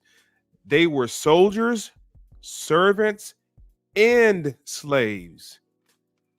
I thought they came from Africa. I thought the African people were brought. No. The Ladinos from Spain were brought here. Okay. Because I feel like, hold on. I feel like we one more time. One more time. Keep this picture in your head as I'm talking to y'all in this conversation. Keep these Negroes in your head. Amistad is the only movie that will show you an African slave trade. 12 Years a Slave, not an African slave trade movie. Django, not an African slave trade movie. Color Purple, definitely not. Roots, definitely not. There are no Hollywood motion pictures movies. If it is, put in the comments because I haven't seen it. There are no movies other than Amistad that are going to show you people of color coming from another continent over here. All those other slave movies are in America. That's dealing with the second Atlantic slave trade, which is called the domestic slave trade. Me and the good sister broke that down last week. Those were not even slave ships. Those were riverboats. Those were intercontinental slave trade, matter of fact. They couldn't even go in the Atlantic Ocean with those boats, those liberty-ass boats. That's what the good brother Dane was trying to tell y'all. There are no slave ships. That's a lie. Those are merchant cargo ships for shipping tobacco, later gunpowder, rum, sugar, and goods. Remember that scene, 12 Years a Slave, when they had brought dude off the boat?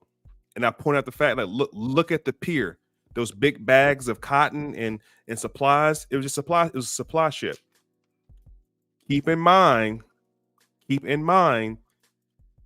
as I read this passage, keep in mind. Matter of fact, let's do this right here because I know y'all gonna forget. Let me go ahead and save the image. Let me just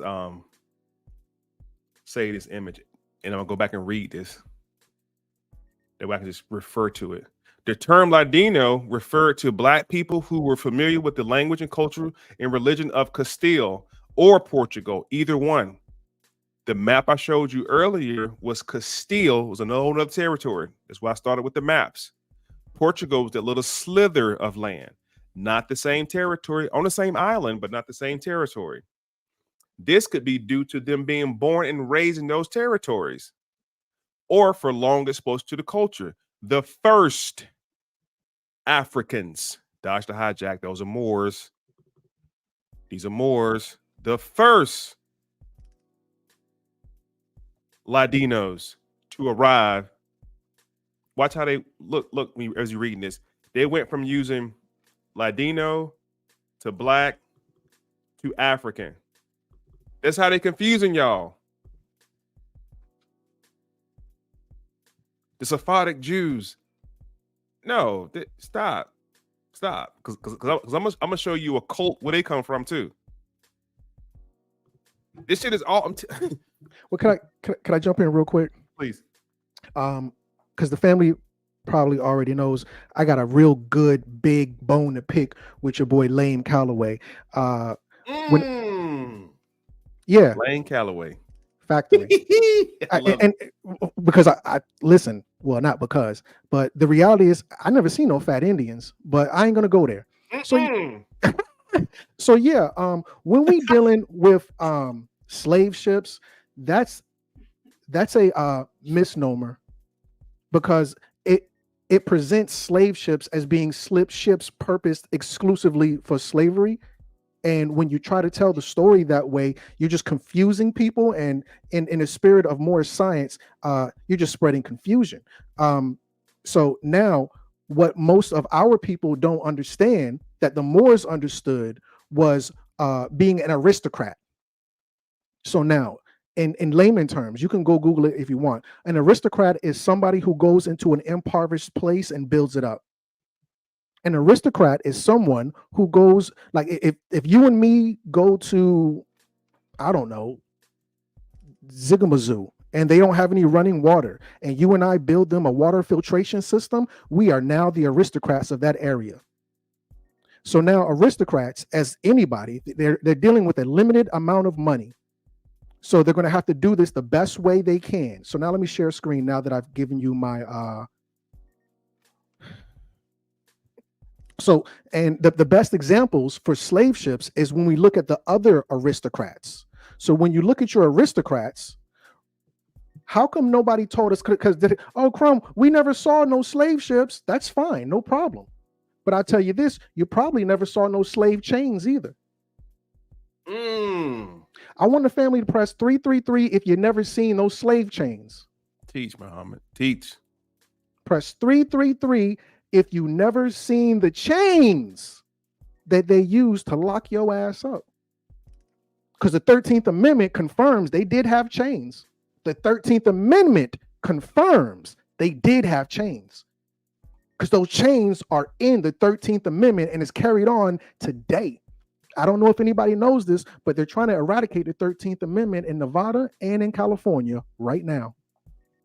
Right now, they're trying to get the 13th Amendment off the books that says slavery, those chains, will still be in effect. Why don't you see those chains? Because the aristocrats took those chains and repurposed them.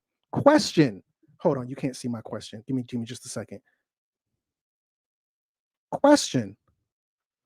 Was the steel from the railroads repurposed? This is the Pittsburgh Steeler. Name the biggest Pittsburgh Steeler, the original Pittsburgh Steeler. Name him. I'll give you a hint. His first name is Andrew. His first name is Andrew. He was the original Pittsburgh Steeler. His first name was Andrew. Can anybody name me the very first Pittsburgh? He was an aristocrat. They called him, when I was in school, they called him robber barons. But these were the aristocrats who built industry. Remember that word? I said industry, and I'm going to say it again. They built industry. So it looks like, and I know there's a 7-second delay, but I'll just give you the answer. His name is Andrew. Let me give it a couple more seconds. There we go. There we go. I knew somebody was going to get it. Andrew Carnegie.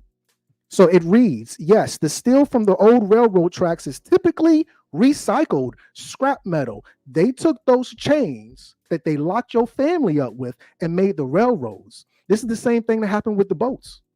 Crumb, where are those slave ships at? I'll help you out. Go to, because remember, the slave ships, because the minister said they couldn't take certain ships on the water, which is, I'm going to say 90% true. But remember, the world is more water than it is land. This world that we live in, this is a water world. So the highest law is not the law of the land. I'm sorry. The highest law is the law of the sea. This is maritime law.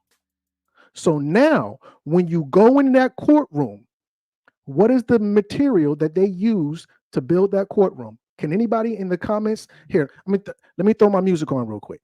Somebody in the comments, tell me. Okay, no, I can't put it on. What is the substrate that they use to build your courtrooms right now? I don't care if your courtroom was built last year. Crumb, in my city, we got a brand new courthouse that was built just last year. I don't care how new your courthouse is. What is the substrate used to build that courtroom? It's wood. Why is it always wood? I don't care if you go to California, if you go to Maryland, you go to DC, you go to Kentucky, anywhere. It's always wood. Where they get that wood from? Where do they get that wood from? Why is it always wood, and where does that wood come from? If you ask that question, you're going to find them slave ships, but y'all not ready to deal with that. Only the Moors ain't really dealing with it, but the Moors are going to tell you when you go into that courtroom, you stepping on a ship. I yield the floor.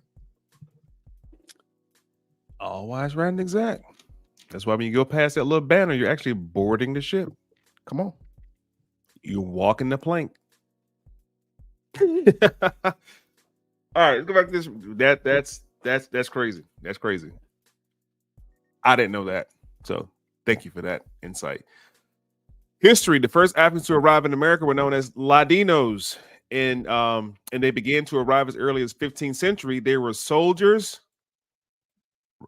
Everybody write down soldiers. Everybody write. Matter of fact, put it in the chat. Put African soldiers.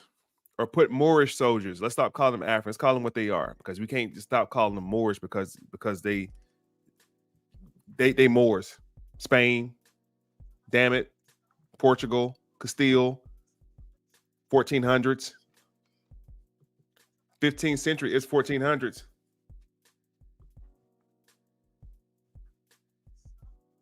Last I checked, 15th century. The Africans in 15th century who were born and raised in the regions of Castile and Portugal were soldiers, servants. So we're gonna talk. I'm gonna show you the soldiers, then I'm gonna show you the servants, then I'm gonna show you the settlers, then I'm gonna show you the slaves. How many of y'all know when the Moors got expelled from Spain in 1492, the majority of them came to North America and set up colonies? And I don't know why that's so hard to believe by me saying that. When you turn right around and say, all these buildings that were already here before, who you think built those buildings? The Moors were known for their architecture. I'm gonna show you some architecture they built in Mexico. They're still there too. When the Moors got expelled from Spain, next time y'all see Taj Street Bay or somebody on live, ask him, where did the Moors go when they left Spain? Because we never hear where they went to. Nobody ever talk about where they go. We know the ones who stayed. The ones who stayed became Moriscos and other stuff. Where did the other ones go? And what did they do when they got there? I'm gonna show you. So let's talk about these Ladino soldiers real quick who came over here. The social economical status, the Spanish colonies, there were two-tier system. Remember that two-tier system. Crumb just told you about the aristocracy. There's a two-tier system for people of African descent. Ladinos were what? Free or enslaved people who perform domestic work. Wait a minute. This sound like 1860 America. This sound like something else. We're in the 14th century. Why is this sounding so familiar? Why does it sound so familiar? Shouts out to the governor of Florida too. The governor of Florida was going to do away with the African American history crap about slavery, and he said no, they were blacksmiths and everything. They had jobs, and Black America got on his ass. They got on his head, and they don't even know that Florida was the Spanish Empire. Like he's telling the truth. I'm showing y'all. The first Africans to arrive in the Americas was known as Ladinos. They were domestic workers. They were artisans in lower status economic jobs. Black jobs. Bozels, unacculturated Africans who perform most of the difficult labor. Those are the ones who built stuff. Black Ladinos were Hispanicized Black people who were exiled to Spanish America. Where is Spain? Where's the Spanish Empire at, everybody? I just showed you that map with all the red on it. That's what I'm talking about. After living in Spain, they were referred to as negros, Ladinos, which means cultivated or Latinized blacks. That's all that meant. Nothing else. Don't even try to add that to it. It ain't that deep. One more group of people. Black Creoles. Black Ladinos born in America were called Negros Creoles, which means Creole black. I thought they came from Haiti and Louisiana. No, let's cut it out. Let's just stop. Stop everything you think you know. Please stop, because you're gonna confuse yourself. On your paper, write down Black Ladinos and write down Black Creoles. Black Creoles and Black Ladinos. We're still talking about the Moors from Spain. The term Moor, the term itself is applicable to those of African descent who were in the Iberian Peninsula prior to the expulsion of 1492. But when they got expelled from that territory, did they stop being Moorish? That's a question to the audience. They stopped being Moorish? They can't be. You got Negroes in Chicago still saying they're Moorish in 2024. They got kicked out, according to this history, the same year. We gonna stop calling them Moors or stop referring to them? No, they're commonly known as Moors. Same people. And this is what I was saying on the damn podcast Wednesday night. These are the same people. They kept wanting to argue about the word itself. And I guarantee you, if you keep nitpicking over the word African, over the word, because, you know, the conscious community just learned what the word black really means like 10 years ago. We 10 years ago, and I know for a fact, because a lot of y'all, if y'all listening from Norfolk, Virginia, a lot of y'all was in my damn class when I was teaching this shit 10 years ago. A lot of y'all weren't even woke 10 years ago. So let's stop with the hijacking. You know, black really mean this and more. Stop. Just stop. We're commonly talking about the same people. This is called a exonym. We'll continue. The first Africans from Spain were known as Ladinos. They began to arrive in America in the early 15th century, many as auxiliaries to the Spanish and Portuguese explorers. Let's go back to these Spanish Portuguese explorers real quick. Back to these brothers real quick. The Nina, the Pinta, and the Santa Maria. See, here we go again. African descent. We're not talking about, matter of fact, this whole conversation I'm gonna have with y'all right now, I'm not talking about no YT people other than John Hawkins I just showed you. I'm not gonna show you no more YT people. This whole conversation is about people look like you and what they were doing. And you over here sitting in the 7th grade, 8th grade, thinking that these YT people went in Africa, snatched up Africans and put them on slave ships and brought them to America and made them pick cotton. Your imagination took off. That's all it was. Black people got big imaginations sometimes. Real big imaginations. Stuff that we don't know, we make up in our head to make it make sense. We all heard the Nina, the Pinta, the Santa Maria. Didn't nobody know that it was owned by 3 Moors? That's called confirmation bias. When we use an assumption to confirm a hypothesis, confirmation bias. Thank you, brother. I didn't even learn this shit in the Moorish Science Temple. And I'm a founder of Temple number 14. They ain't even teach this in Moorish Science Temple. I haven't even heard Tashreeq Bey talk about this yet. Not saying he hasn't. I haven't heard him talk about it yet. Have you, brother? Because I haven't. I haven't heard anybody other than Asir Dukatir talk about this. He talked about it briefly. Here the names are. The Nino brothers were the sons of a captured African. So now we're back to talking about captured people. Slavery. A sailor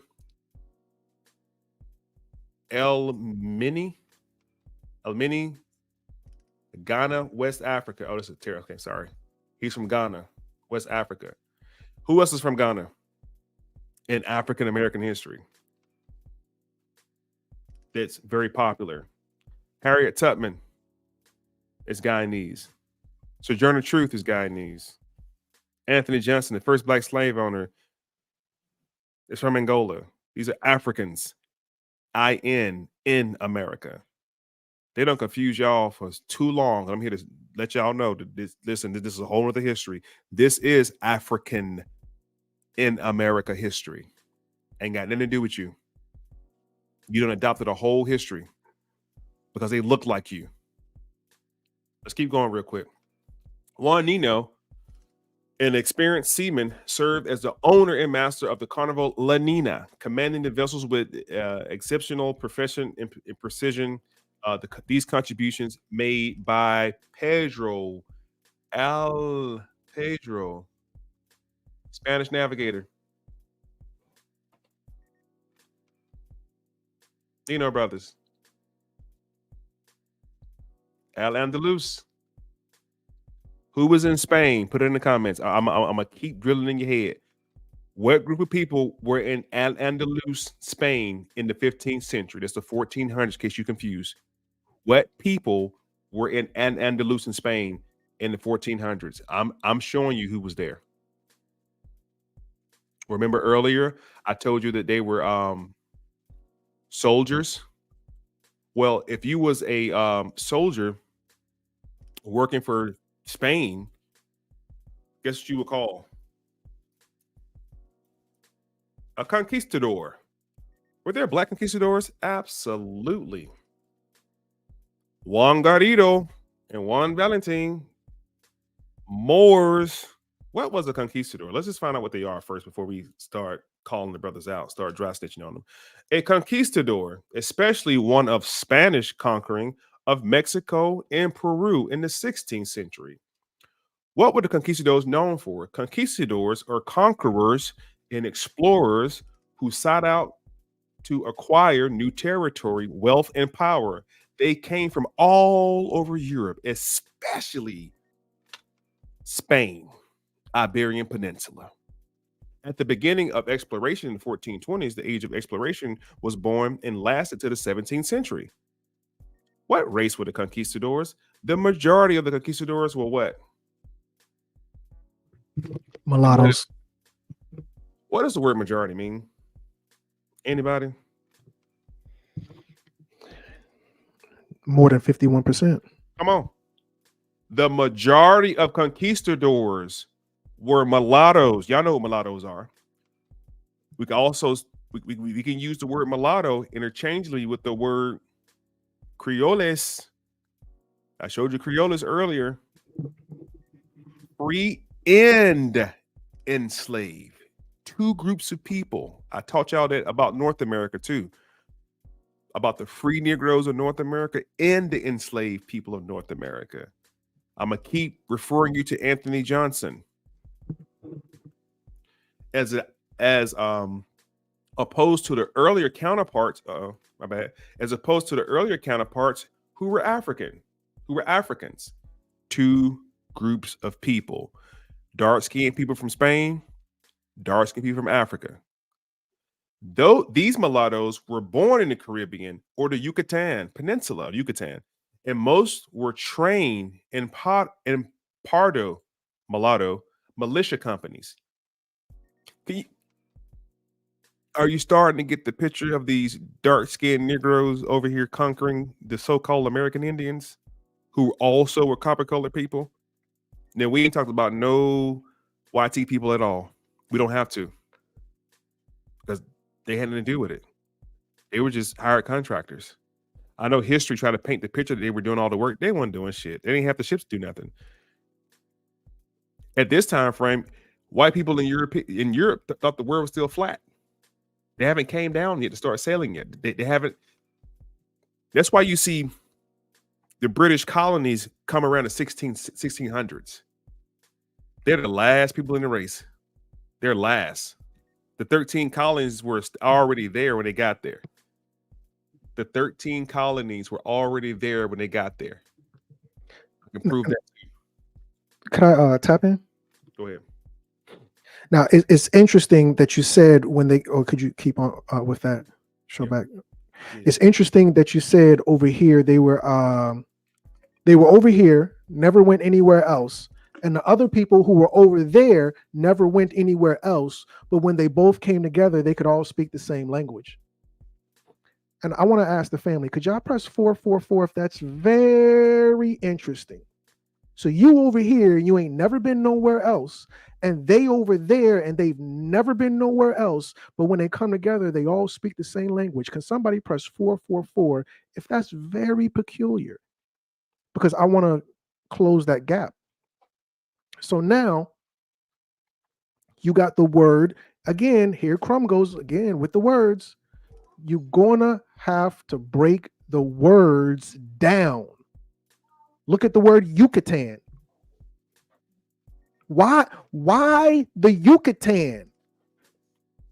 Why not somewhere else? And why not Jamaica? Why not Trinidad? Why the Yucatan? I'm gonna tell you why. Because when you go and look at the Yucatan, it's the same thing as when you go and look at Utah. When you go and look at Yucatan, it's the same thing going looking at Alhambra. Over there, well, not Alhambra, but Portugal. The Yucatan, that Y is in modern day the letter J. That's the Yucatan. That's where the Yehudis were from. The Yucatan is where the Yehudis were from.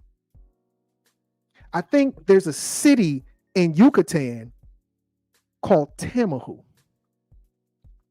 Let me just, I may be wrong. Let me just see if I can share screen and we can fact check me real quick. Let's fact check Crumb, because I may be wrong. Where is the city Tamahu? Okay, hold on. Where is the city of Tamahu? Let me go to maps. Okay, it's down the street in Guatemala. Let me see. Tamahu to Yucatan. Yucatan. Because there was a breeding program going on. When you say mulatto, you have to understand Tamahu to Yucatan. When you say mulatto, the root word of mulatto is mule. Okay, yeah, it's right down the street. When you say mulatto, 17 hours away, it's about a day away driving. When you say mulatto, the root word of mulatto is mule. Why the word mule? Can anybody tell me what a mule is? I apologize for going the long way. I'll make it short. Can anybody tell me what a mule is? Because we're dealing with Tamahu, and we're dealing with mule.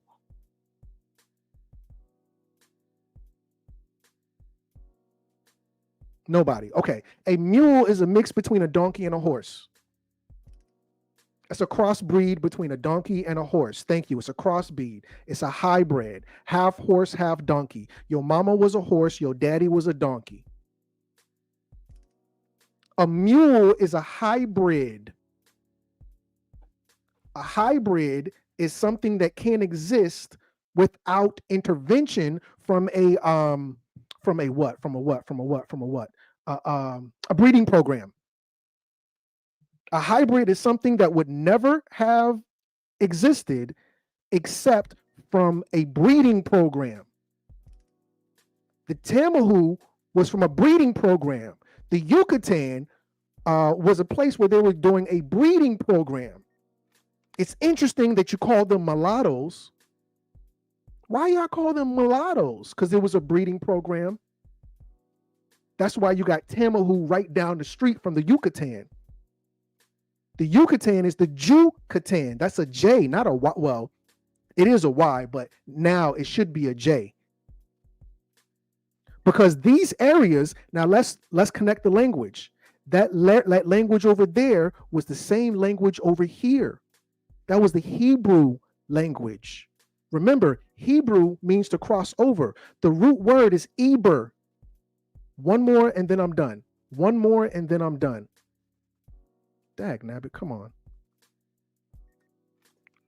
Eber means Hebrew.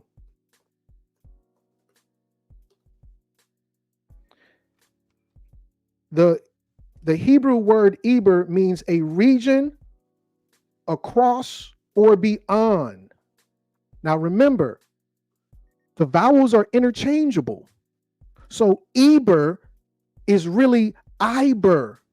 What you mean, Crumb? Like Iberia? Thank you. Eber means Iber. It was the ones in Iberia who crossed over. Crumb, we the Hebrews. I'm not going to argue that.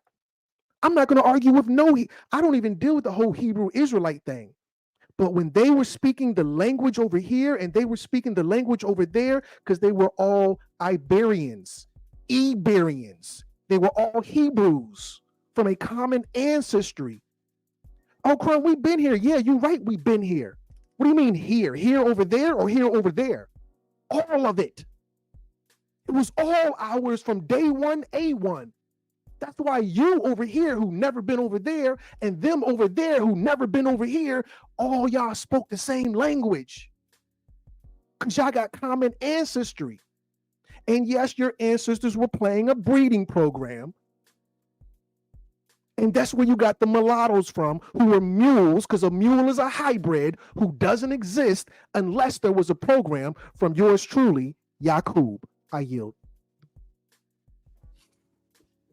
When we drop this link for y'all to join us, when we drop the link and when we drop the tickets on sale for y'all to join us for this presentation we're putting together, this ain't even that.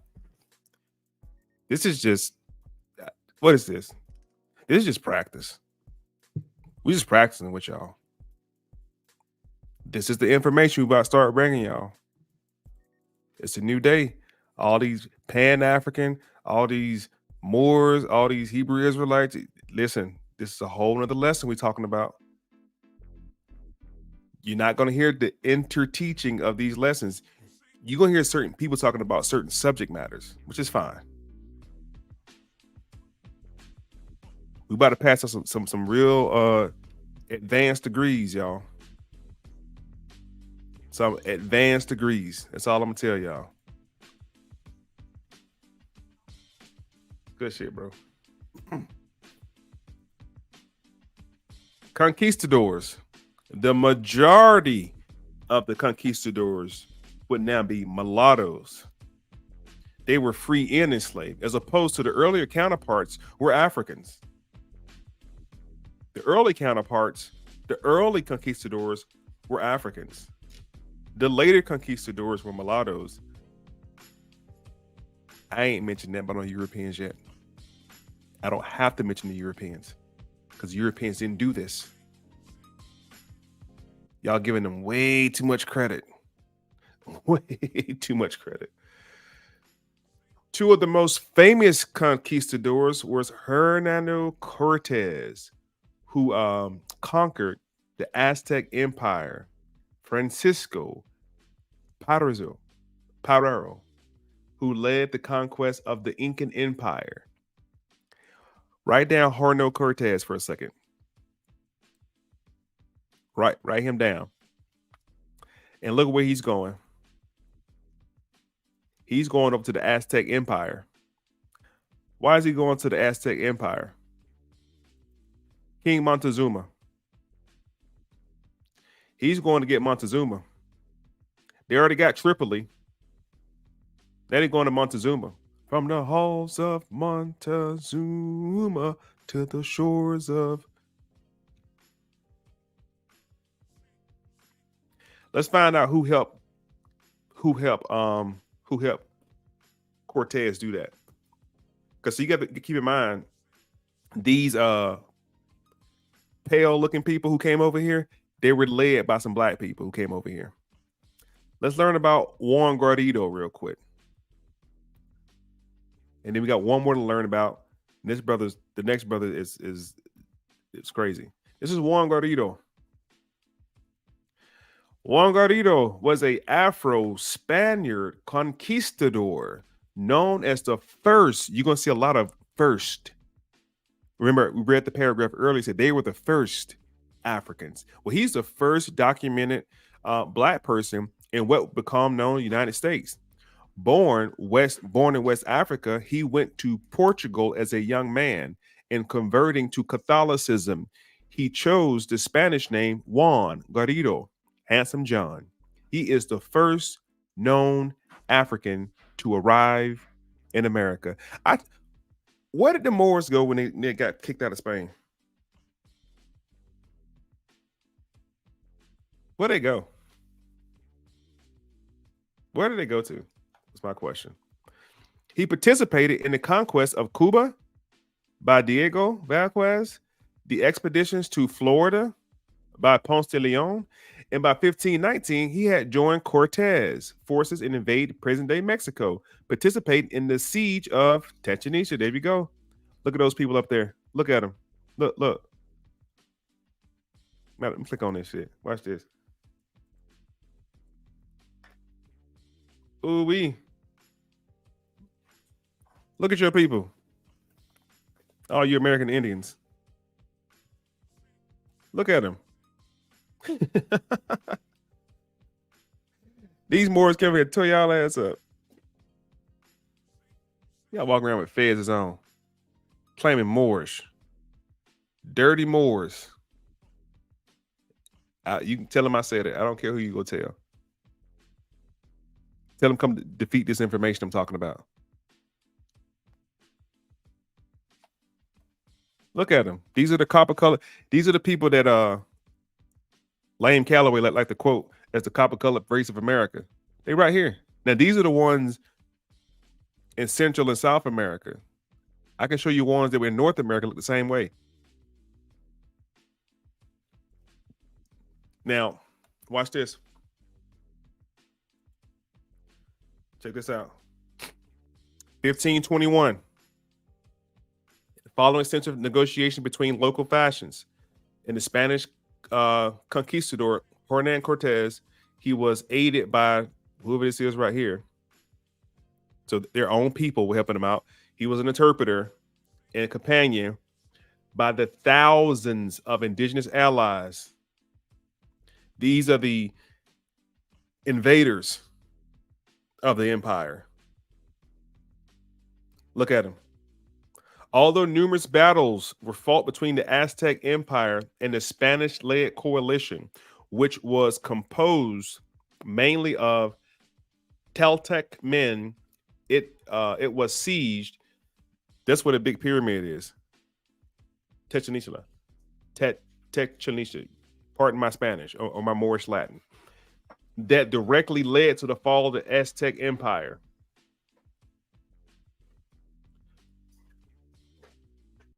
Let's back it up.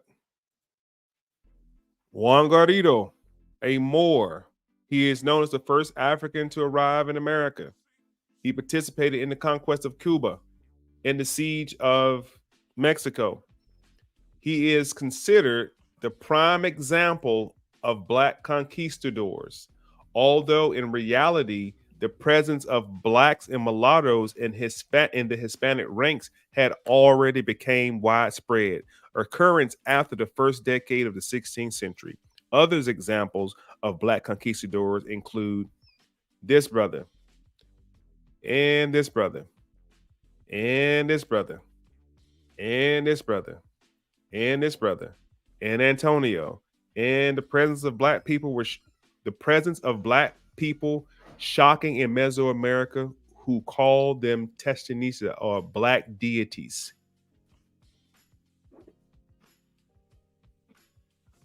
I'm gonna let y'all stew on that for a second while I slingshot back to something real quick. All these Moors in Mexico. Watch this. Moorish connection to Mexico. Let's read it. The Moors, North African people who ruled Spain for almost 800 years, had a connection to Mexico throughout Spanish colonization and the introduction of Arabic influence. Cuisine, traditional Arabic food and cooking techniques are part of Mexican cuisine. This is the result of Spanish Islamic heritage. Islamic heritage, Spanish Islamic heritage, Spanish Islamic heritage in Mexico. The Moors brought Islamic art and architecture to Spain, including the intricate geometry pattern, or ornate tile work, decorative calligraphy. These styles influenced Spanish art and architecture, which then was passed on to Mexico. Arab immigration to Mexico began in the 1800s. Scientific and mathematic concepts. The Spanish language was influenced by Arabic with 4,000 words in the language beginning of Arabic origin. It's not Spanish, it's Moorish Latin. Dodge the hijack. When the Spanish arrived in Mexico in the early 15th, now when we say in Spanish, notice it said the Spanish arrived in Mexico. I thought the Mexicans were Spanish. No. In this scenario, in the 1400s, they're talking about the Moors. Remember the people who came from Spain over here? That's why it says the Moorish connection to Mexico in the title. Let me continue to read this. Watch this. When the Moors arrived in Mexico in the early 1500s, they brought with them techniques inspired by North African Muslims. See? Moors, known as Moors. Mexico Arabic heritage can be traced back to Moorish people who invaded Spain in the 700s and reigned over there for 800 years. Watch this.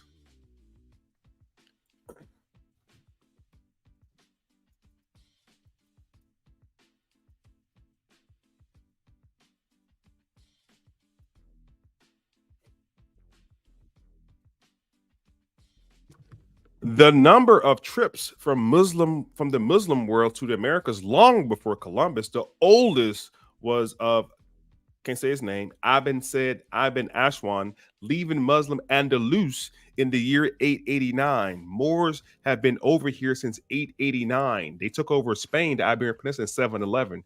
You thought they was doing for that whole time? You thought they were just kicking in Spain the whole time? No. Now, if we have time, I'm going to show you how they also established the 13 colonies before the Europeans got here. The Europeans had to live out in the woods. They didn't have houses to live in. They didn't have a window or any of that shit when they came over here. Stop giving them so much credit. The Moors been over here since the 800s, even before then. So now I'm starting to believe when the Moors and the Moorish scientists will say that flag is over 10,000 years old, it has validity to it at this point. It's starting to have some validity to it at this point. I don't know about that particular flag, but there was a Moorish remnants Muslim influence on America. And I haven't even got to the last conquistador who actually shipwrecked with Cortez. And he was the only survivor out of that shipwreck. And he walked from Alabama all the way to New Mexico. And along the way, he learned how to speak 8 different languages with the Native Americans because they all had a common Hebraic Arabic language, all the tribes. Can I add a little bit to that? So this information came out just recently. I want a family to kind of absorb that. So, according to ABC News, genetically, because remember, we talked about the mulattoes, we talked about Yakub, we talked about these breeding programs. Well, I mentioned it briefly. Genetically, there's no such thing as a Mexican.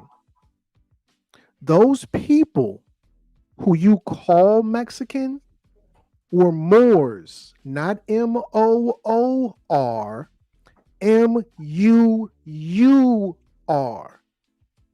Where do the Moors come from? They don't come from Europe. They come from the Pacific Ocean. There was a continent over there called Mu. And somebody correct me if I'm wrong. 90% of all earthquakes come from the Pacific Ocean. Press 555 if I'm telling the truth. Press 666 if I'm wrong. 90% of all earthquakes come from the Pacific Ocean. 555 if that's all wise, right, and exact. 666 if it's wrong. 90% of all earthquakes come from the Pacific Ocean. It's called the Ring of Fire.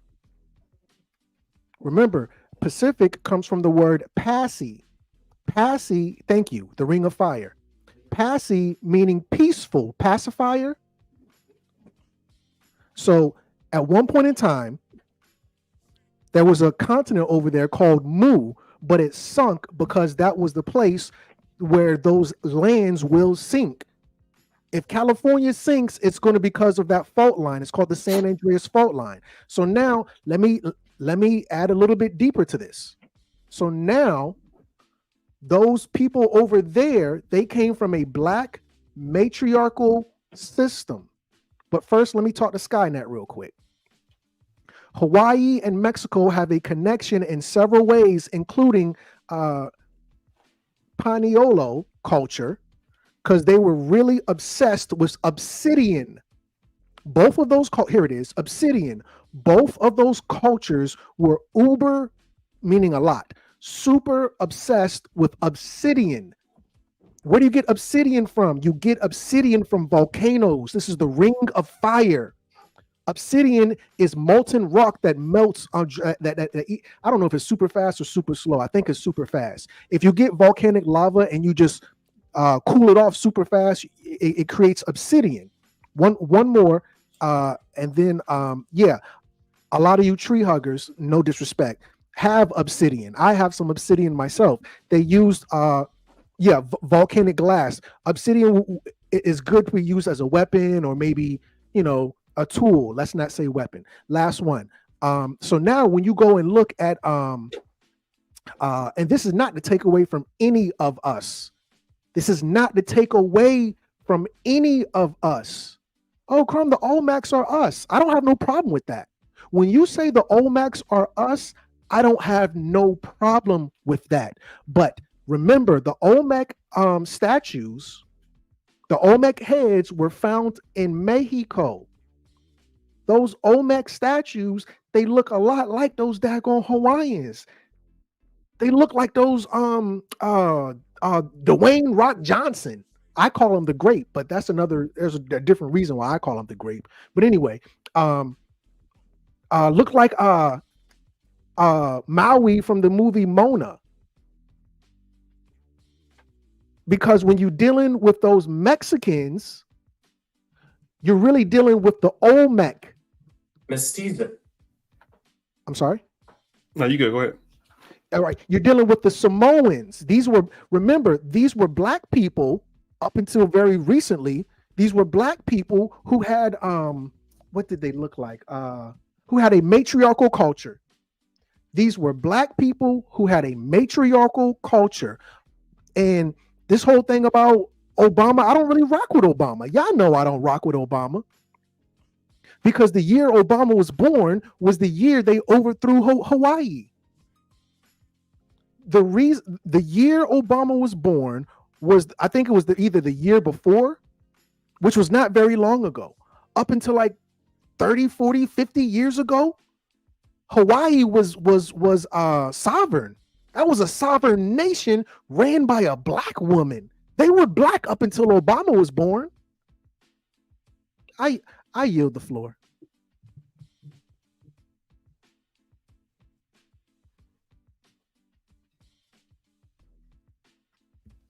So, with that being said, beautiful demonstration, by the way. With that being said, let's dig a little bit more. No pun intended. Let's dig a little bit more. I'm gonna give y'all 3 or 4 more things before we wrap this up, because I gotta bring it. I gotta bring it back to Africa and bring it back to North America real quick. I just want to give you some more meat on the bones dealing with Mexico and dealing with the Central America and South America. We haven't got to North America quite yet.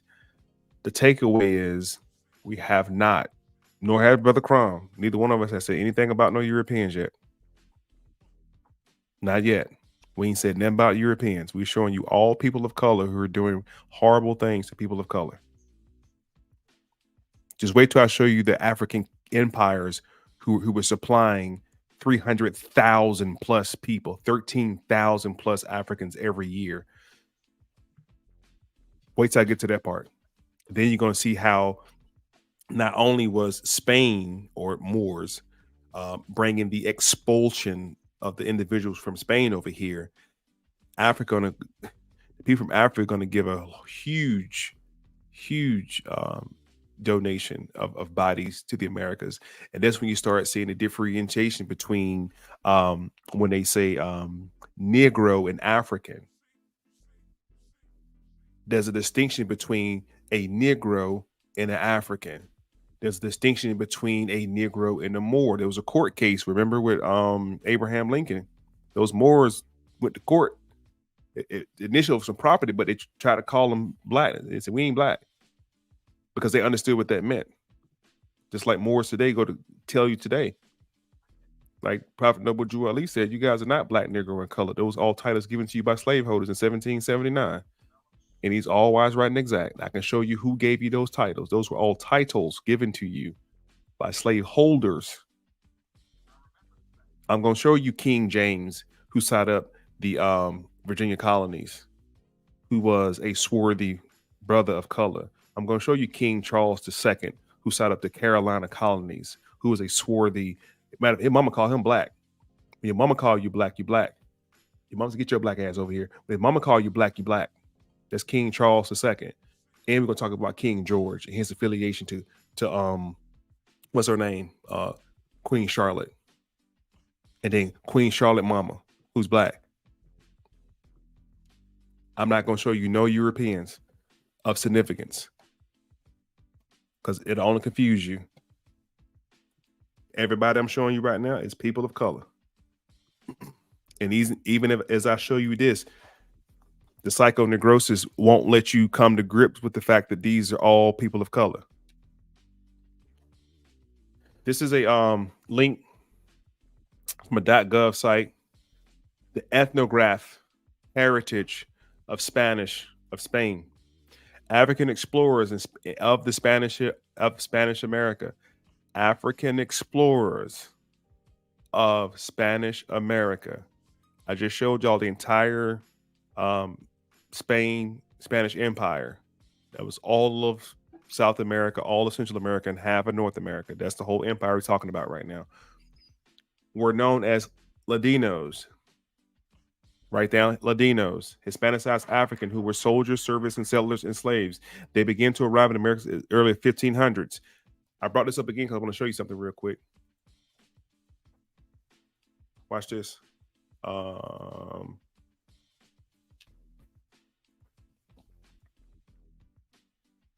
1526, San Miguel de Guadalupe, first colony, Georgia and South Carolina. At this point, Georgia and South Carolina is called Floridian. At 1526, this is Spanish territory. September 29th, 1526, 600 Spanish colonists. 1526, we know who's on the high seas. 1526. In 1490, we knew who the ships belonged to. So why don't we understand 20-something years later who's still over here selling on the seas? 600 Moorish colonists landed on the coast of Georgia. The first time, here we go again with the first time crap, the first time enslaved Africans set foot on what was called the United States. Now they're bringing over enslaved Africans. How did they get them enslaved Africans over here? Because prior we weren't talking about enslaved Africans. We're talking about people of African descent, free and enslaved, being over here. Now, this was the first time Africans came to America. The first time, North America. The colonists unloaded their belongings and began building a settlement. They ordered the enslaved Africans to clear the land and build homes and churches. What kind of people can build houses and build churches? The Native Americans didn't do it. Had Native Americans built this stuff, they wouldn't be sleeping in teepees, in mounds, and mud mounds. Why didn't Native Americans have cities and towns? Because they didn't. Archaeologists haven't showed nothing yet. They had civilizations. They're building houses and townships. These are Moors doing this building. Abandonment. The colony was abandoned 6 weeks later due to hunger, disease, and conflict with the natives. Watch this. Pay attention. Within few months, 350 of the 500 settlers had died. San Miguel was the third settlement in North America, north of Mexico. It was also the first European settlement in North America since the Vikings. Let's dig into it. Spaniards were conducting expeditions to the area known as South Carolina and Georgia to kidnap Native Americans as slaves.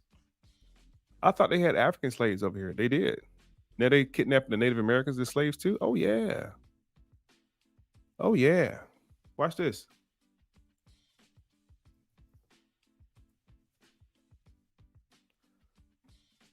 Native American slave trade refers to historical practice where European colonists in America enslaved indigenous people, often capturing them during warfare. Key points about it: the scale, millions, in my Trump voice, millions and millions. Millions of Native Americans were enslaved by European powers, that's including Spain and Portugal, during the colonial era, with Spain being considered the most significant enslaver due to their control over the large indigenous population of the Americas. We're talking about the Moors from Spain. Now you can say, oh man, the Moors got kicked out of Spain. Yeah, okay. I'm about to show you how many stayed over there in a minute. The method of capturing. Colonists often use warfare and raids to capture Native Americans, while some tribes also captured and sold individuals for other tribes. Enslaved Native Americans were forced to work on plantations. Wait a minute. Enslaved Native Americans were forced to work on plantations. You can't find out one picture on Google, nowhere on Skynet, of no red people with feathers in their head, picking no cotton, picking no sugar cane, doing nothing, no plantation. It does not exist. Working in mines and domestic service. Enslaved Native American was on plantations. Okay, let's just try it. Let's just look up Native Americans on plantation real quick. Native Americans on plantations. I didn't spell that right. Let's go to images. Yep. Look. These your people. Not down here. Look. These your people. These your people.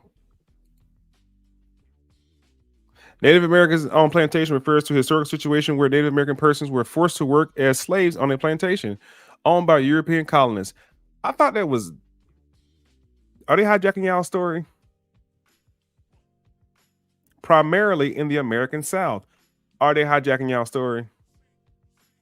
Are these movies trying to fool y'all? Is the movie Django trying to fool y'all by showing y'all something else? 12 Years a Slave fooling y'all. Because there weren't no Indians in that movie, was it? In the movie Django, those were Indians? In Roots, those were Indians in Roots? Watch this. I can't. I'll pull up later. I'll put up later.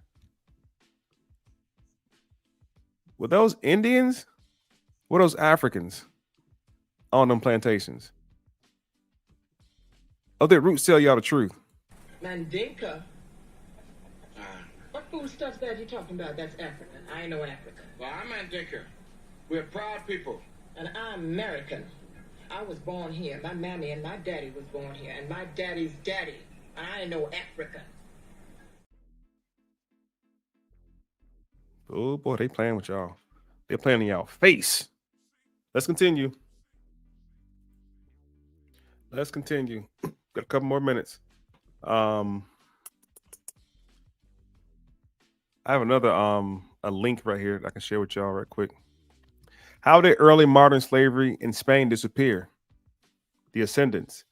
Debating whether Spaniards or African descent should be citizens, delegates the first Spanish Continuous Assembly. This is coming from Stanford University. It's a website, Stanford University publication, by the way. They met in the Cadiz in 1810, assumed that individuals of African descent existed only in the New World. Read that one more time. Debating whether Spaniards of African descent should be citizens, delegates to the first Spanish Constituent Assembly meeting in Cadiz in 1810. They assumed, matter of fact, let me while I'm reading this,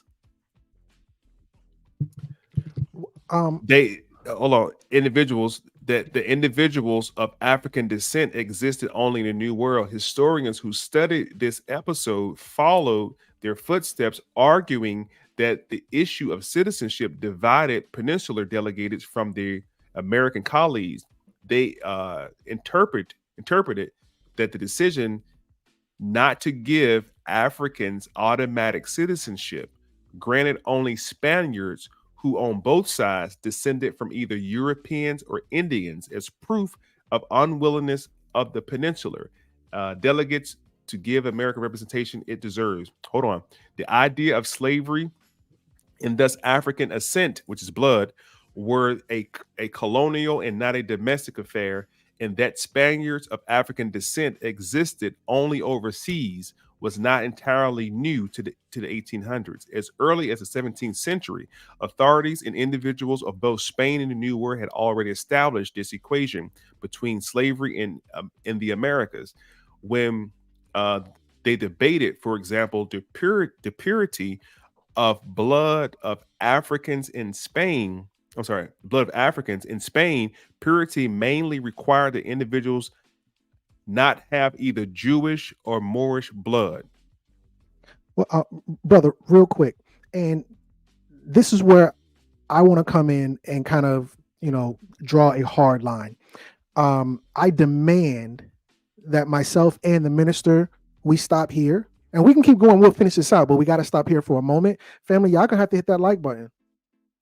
Y'all gonna have to hit the like button. If you don't hit the like button, family, I'm not tripping on nobody, but I demand that the minister and we stop it right here. Oh, come on, I was so busy. I was so into it. You so busy, so into it. We're going to stop it right here. You ain't going to be busy. You ain't go on somewhere else if you don't want to hit the like button. Because, minister, I'm going to tell you what I know. I've been doing this as long as you have. These people, they'll be here today, gone tomorrow. So while you're here today, you're going to have to hit that like button, family. You ain't lying about that? Just hit the like button, y'all. Hit that like button, family. And share it. That's important. That's how we grow the program. Share it. I just looked. We got less than 56 likes.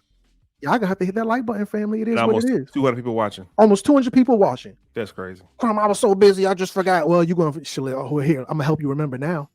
You're gonna have to hit that like button, family. Hit the like button. I just want to take a minute before we went any further, just to kind of put that out there, take a hard line against the people who don't want to hit the like button. For the family who does want to hit the like button, we see you, we love you, we appreciate you. It means everything to have your support. For the family that's kind of, because there's a lot of people, they kind of be in the background watching through the Venetian. When we go to church, we didn't go up in the front. Don't worry. But you're gonna have to hit that like button. I'm gonna tell you now, and I'm gonna repeat it later. You gotta smash that like button, family. Tap all the way in.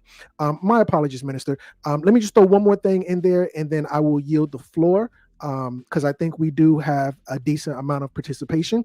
I wanted to show this real quick to the minister and the listening audience because it's important to look at the facts. And I don't want to disrespect anybody, but this ain't from the Moorish Science Temple. This ain't from the. Y'all can go read, because before I post my stuff, I research it. In 1621, the word Indian was substituted. We're not going to call you guys Moorish. We're going to call you Indian. We're not going to call you Moorish. We're going to substitute that for the word Indian. I'm sorry, substitute the word Moorish with the word Indian. With this single alteration, the original text was again transcribed in 1730. Source: Crumb, where you get that from? Nubuju Ali? No, this is from Peabody Museum of American Archaeology and Ethnology, 1888, Harvard University. I'll challenge anybody. Even link. Look it up. I yield the floor.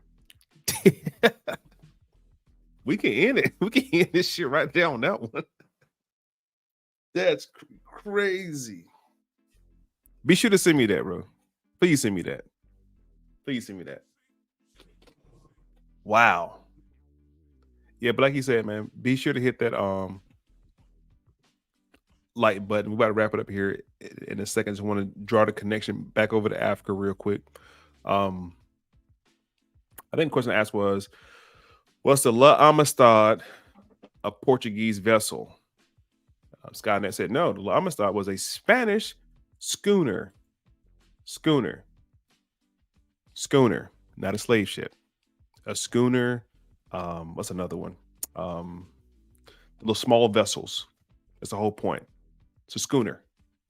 Frigate. That's the other one. Frigate and schooners are not these huge, elaborate ships they're showing you. That's why they always show you like the little cartoon sketches. They never show you an actual ship. And they had cameras back then too. They had the ability to take pictures in 1839. Just so y'all know, okay? The La Amistad was a Spanish schooner that was involved in a slave revolt in 1839. So write down La Amistad, Spain, slave revolt, 1839. La Amistad was a Spanish schooner owned by Spanish living in Cuba. The name translates to French ship in Spanish. In 1839, Portuguese, that's why I asked, was it a Portuguese vessel? In 1839, Portuguese slave traders kidnapped 53 Africans from the Sierra Leone coast and transported them to Havana, Cuba. The Africans were then sold to Spanish plantation owners, Don Jose Ruiz and Don Pedro Montes, who put them on the Amistad to be shipped to their plantation in Cuba. On July 1st, 1839, the Africans led a revolt, killed the captain and cook. That's another position on the ship, and ordered the ship to be sailed back to Africa. However, the owners changed the course and steered the ship to the United States. Now watch this. Africans, what's it called? Come forward. The first documented Africans to arrive in Virginia was 1619 at Port Comfort, which is now part of Fort Monroe. August 25th, 1619. English privateer ship captured enslaved Africans from the Spanish slave ship. This is the White Lion, and traded them to Virginia colonists for food.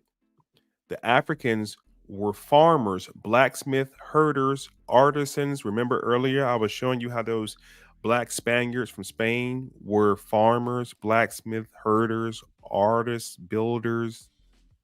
They're from Angola. Anthony Johnson's from Angola too. Anthony Johnson's the first black slave owner in America. Memorial. All right. Watch this. I ain't done yet. I'm about to slingshot you over to Africa in a second. Write down Stono Rebellion. Stono Rebellion was a slave revolt that began. Now these slave revolts were started by these enslaved Africans. Enslaved Africans, not you from America. Big difference. There's a difference between Africans and Negroes in Americas. Big difference. Mandinka. The Mandinka was also another tribe who got brought over here. along with the ones from Angola. The Stono Rebellion was a slave revolt that began September 9th in 1739 in the colony of South Carolina. South Carolina was established in 1636 by King Charles II. Well, not by him. He gave the permission to the Lord proprietors. It was the largest slave rebel in the southern colonies era, with 25 colonists and 35 to 50 African slaves killed. The uprising leader was likely from the Central African Kingdom of Congo, as they were Catholics and spoke Portuguese. All right, finally, we arrived. Who gave them? Who gave them over? I wonder. Let's find out. Let's find out. Write her down. Queen Nzinga. Queen Nzinga. Let's read about this Queen Nzinga real quick. Queen Nzinga was a southwestern African ruler who ruled as queen of Ambundu kingdoms of Ndonga and Mataba, locally present day northern Angola. Forgive my mispronunciation. Born into the ruling family of Indigo or Dingoga, I think the N is silent. Her grandfather, Queen Nzinga, received military and political training as a child, and she demonstrated her aptitude for diffusing political crisis as an ambassador to the Portuguese Empire. It's about to get juicy. In 1624, she assumed power over Dungo after the death of her brother. Not going to try to say that name. She ruled during the period of rapid growth of African slave trade and encroachment of the Portuguese. The Portuguese declared war on Donga in 1626, and by 1628, Queen Nzinga army had been severely depleted. In search of alliance, she married this person right here, a warlord. Using the new alliance, rebuilt her forces. She conquered the kingdom of Mataba from 1631 to 35 and 41. She entered alliance with the Dutch West Indian Trading Company. Let's check these people out real quick. The Dutch West Indian Company, merchants, contractors, seafarer contractors, as well as foreign investors, contractors, formerly known as the GWC. Among the founders were all these other founders. It was granted a charter for trade and monopoly on the Dutch West Indies, Republic of the seven United Netherlands, participated in African slave trade. Brazil, the Caribbean, and North America. I'm just giving you some quick highlight points in here real quick. So write down the Dutch East Indian Company. Can I jump in real quick? Go ahead. Because just to add balance to the whole thing, because I know we mentioned the Amistad was a schooner. It wasn't a big slave ship. I want to give the rest of that story. When we tell the story, we have to tell all of it. Anybody know how much all is? So yeah, we talked about the schooners and the other one you said with an F. Frigate. The frigates. It's not called a schooner. It's not called a frigate. It's called a carrack. In the early 1600s, kidnapping, B, remember the letter B and the letter P are the same letter. You've got to learn the language. Kidnapping is sanctioned by the state. Remember, I told you they're going to get rid of the 13th Amendment. Human slavery was over, but they continued with child slavery. Child labor laws didn't end till the 1900s. Child labor laws did not kick in until like 1919 or something. This is 1865, no more slavery, but we're going to enslave the children. Anyway, it says 1607, 3 great carracks departed for the West Indies carrying 150 youths to do labor. Noun, carrack, large galleon sailed in the Mediterranean as a merchantman. What are slave ships? They weren't, you're not going to find slave ships because they weren't called slave ships. That language just doesn't exist at the time. Just like in that time, you're not going to find black people. You're going to find Moors, Mohammedans, so on and so forth. Galleon, a large square-rigged sailing ship with 3 or more masts, used by the Spanish. Oh, Crumb, I can't find no slave ship. You ain't gonna find no slave ship. When they tell you to go look for a slave ship, that's the okie doke. You can't just like you can't find no slave ships, your ass can't find no black people either. Ain't that something, y'all? Crumb, there won't no slave ships. You're right, there won't no black people either. If it won't no black people, that means we didn't exist? No, that means you got to learn the language. Let me take y'all back. What did God do to confuse you Negroes at the Temple of Babel? What did God do? I'm going to finish my point, but somebody's going to have to tap in with me. Amen, church? What did God do to confuse you Negroes at the Temple of Babel? He confounded the language, then turned around and tell you he not the author of confusion. He confused the language, and then in the New Testament, come back and tell you he not the author of confusion. Ain't that something, y'all? Ain't that something? It's called a carac, used by the Spanish for commerce. They didn't call it slavery. It was called commerce. Commerce and war. We're not slaves. We're prisoners of war. Thank you. You're not going to find it under slavery. You're going to find it under commerce and war from the 15th to the 18th century. Now I got one more, then I'll yield. One more. Check this out, family. I can do you one better. I can give you a name. What is the name of the most famous slave ship? The most famous slave ship is slave ship. Well, it wasn't a slave ship, it was a commerce ship. It's called Pegasus. And why was Pegasus even famous in the first place? Because of a white boy. Because remember, they're not going to tell the Moorish, the Mohammedan, they're not telling none of those stories. But when that Tamahu come tell the story, when that Flugelrod come tell the story, when the troglodyte come tell the story, now it's a famous story. Yeah, a lot of y'all saying Jesus was the most famous slave ship, but here's the problem: there was no letter J back then. How could there have been a slave ship named Jesus when there wasn't a letter J? The letter J didn't come around. Well, if the letter J, how can both things be true at the same time? Slave ship named Jesus, but there was no letter J. Ain't that something, y'all? Ain't that something? It won't no letter J back then. How can it be a slave ship named Jesus when it won't no letter J? Anyway, Pegasus is the most famous slave ship in real life. Pegasus was a slave ship that traded goods and enslaved people in West Africa and then transported those people to the Caribbean and North America. The ship was involved in the slave trade during the time of John Newton, an Anglican clergyman and former slave trader. What song do y'all Negroes sing in your church under the guise of a Negro spiritual?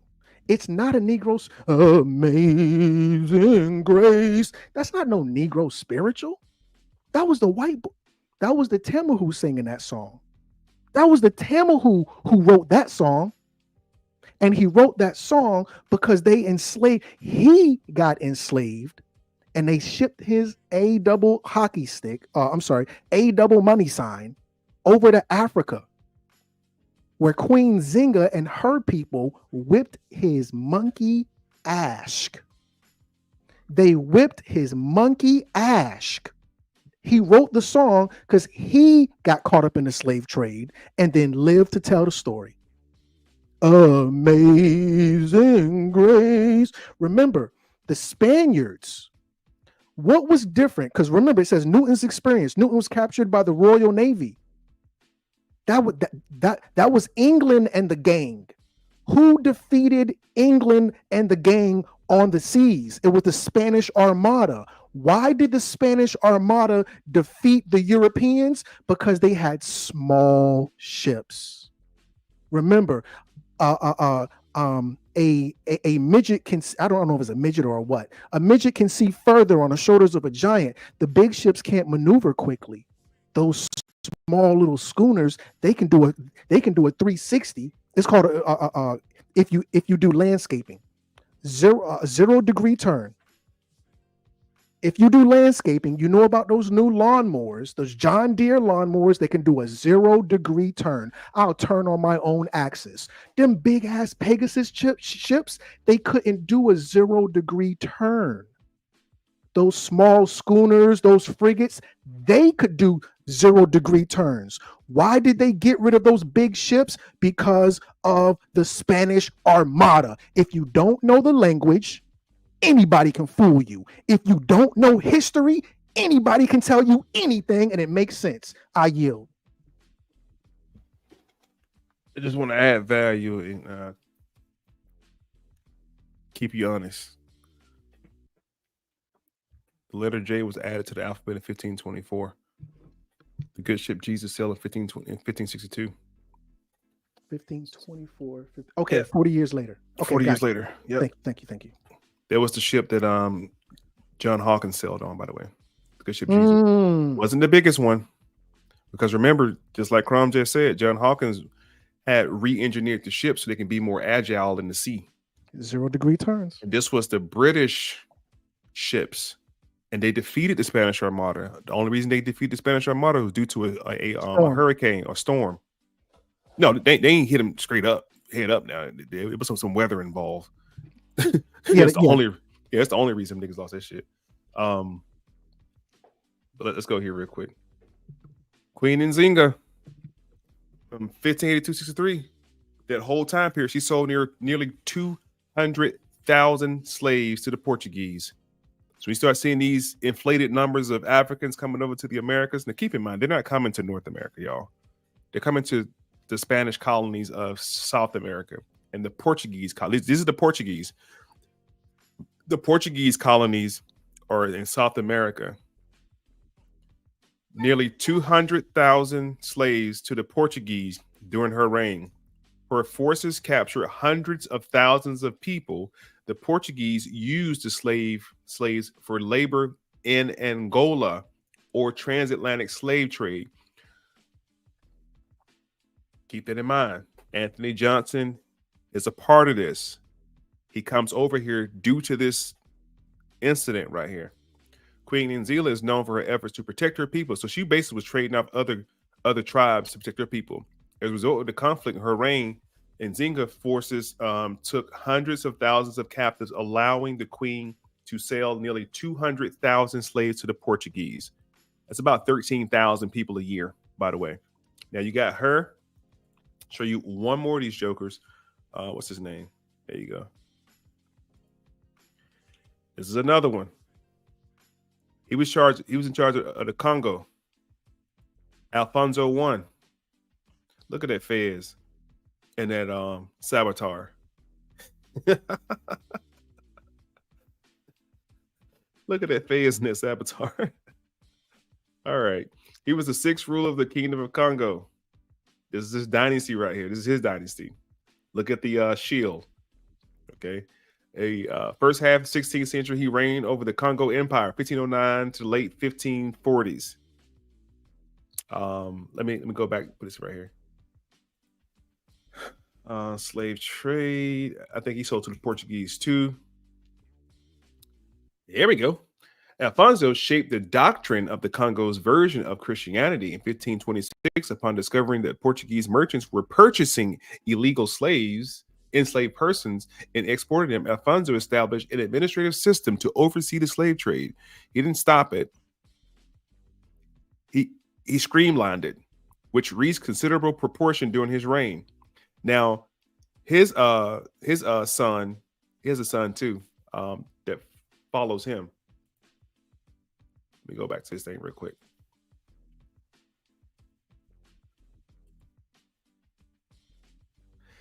What did King Alfonso say about the slave trade? It is our wish that this kingdom not be placed for this trade or transport for slaves. Many of our subjects eagerly lust after Portuguese merchandise that your subjects have bought in our dominion. To satisfy this inordinate appetite, they seize many of our black free subjects. They sell them. This is another one. Okay. King Alfonso, Queen Nzinga. I don't have time to go into all the details because I'm rushing through this other part real quick. Where is it at? Right here. The Royal African Company. There's another one. Write that down. The Royal African Company was an English trading company. Look at their logo. Look. Let's see who ran it. The trading company established in 1660 by the House of Stuarts. You know who the Stuarts are, right? This is the Black dynastic family, the House of Stuart. When King James took over, it became Tudor Stuart. But right now, it's just the House of Stuart. In the city of London, merchants to trade along the West African coast to oversee the Duke of York, the brother of Charles II of England. Let's just make sure that MOI ain't blowing smoke up y'all ass by telling y'all that a whole entire Black dynasty had established a trading company. Let's just watch this right here. Watch this. King Charles. And you know when your mama call you something, that's who you are. When your mama say you something, that's what it is. Yes, King Charles was known for his swarthy complexion. Charles was over. This is where you get tall, dark, and handsome from, by the way, ladies. Charles II was over 6 feet tall with black hair and swarthy complexion. He was also described as handsome, sharp of mind, and charming. What's about his mama? What does his mama called him? After his father lost in the Battle of Nesvin, by the way, that's King Charles I. Charles was shipped off to the safety of France. This is where you lose the SW swarthy and get the S. I mean, not swarthy, Stuart. You lose the W and get a U because he grew up in France. He grew up tall and swarthy. Let's see what his mama called him right quick. King Charles' mother called him Black Boy. Get your black ass in here. Get your black ass in here. Yes, Charles' mother, Henrietta Maria, gave him the nickname Black Boy.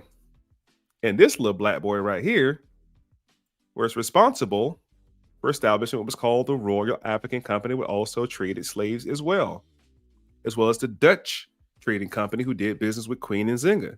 So we talk about this African slave trade situation. This was just black people trading black people. That's what it was. That's why the whole time I was talking, I didn't mention not one European other than Sir Francis Drake. I don't have to talk about Europeans because my studying has showed me that Europeans had nothing to do with this in the capacity that they showed y'all. This was a bunch of black African Negroes, a bunch of Moorish Negroes who were doing this crap. Well, can I add to that? Please. The only thing I would say for a point of correction is this whole time we have been talking about Europeans. It's just the plot twist is that we are the Europeans. Facts. So, facts. If you look here, you're right. This is from scottclans.com. And the reason the sources are so important, family, is because I don't want you to think that, oh, this is from moorish.science.com or this is from, Mohammedanism. This is what the Europeans say. Let's just be clear on where we're getting. Well, who said that? The so-called Tamahu, the Flugelrod, the Troglodyte, the homunculus. That's who's saying this right here. This is my source material. It says at the very top left-hand corner in red, all caps, Stuart. Question: was the House of Stuart black? Answer: according to scottclans.com in an article titled Stuart of Bute Clan History. The Stuarts of Bute are descended from Sir John Stuart, born between 13 and 13 something. John Stuart was the son of Robert somebody of Scotland and was known as the Black Stuart, either for his dark complexion or because of his brother, who was known as the Red Stuart. Let's go to King Charles Stuart II. Just like the minister said. Now look at the dates. My source material predates that source material that the minister showed you, but it's right behind it. This is 1300. Well, 1390 is going to be the 1400s. This is late 1300s, early 1400s. 1600s come around. This is close to the 1700s. That's when you get King Charles Stuart II, the Black Boy King of England, 1630 to 1685. The word Stuart comes from the old Nordish root svart. Remember, the letter W, family, press 666. If you know, just like I know, the letter W is a double V. Press 666 if the letter W is actually a double V. One more time for the people in the back. Press 666 if the letter W is actually a double V. That's not Stewart. That's Svart. Svart. S-V-A-R-T, which means black. Stewart is the same word. Family, and I'm sorry because we're almost done, but let me type 777 if Crumb has been harping on the words. Press 777 if Crumb has been harping on the words. Have I not been harping on the words? You know I've been harping on those words this whole time. Read this with me. Stewart is the same word as swarthy. Stewart is the same word as swarthy, which means black in Old English. There was once a Stuart line. That means more than one. This is a genealogy of black people. Oh, the Europeans. We the Europeans. They're Timahu. They're Flugelrod. They're Troglodyte. They are homunculus.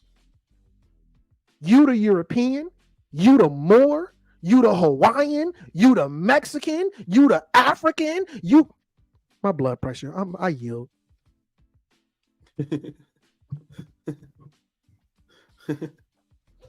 Hey, listen.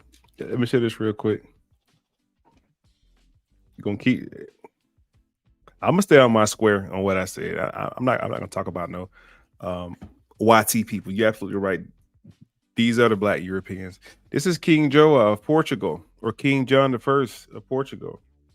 Was the black king of the House of Avis who married Don Felipe La Casta. Look at the afro. Look at the afro. Look at the afro. Early life, Prince George was born in the Royal Castillo de São Jorge in Lisbon. His father was King Pedro. Told you. Pedro, the first of Portugal. His mother was Queen Inês de Castro.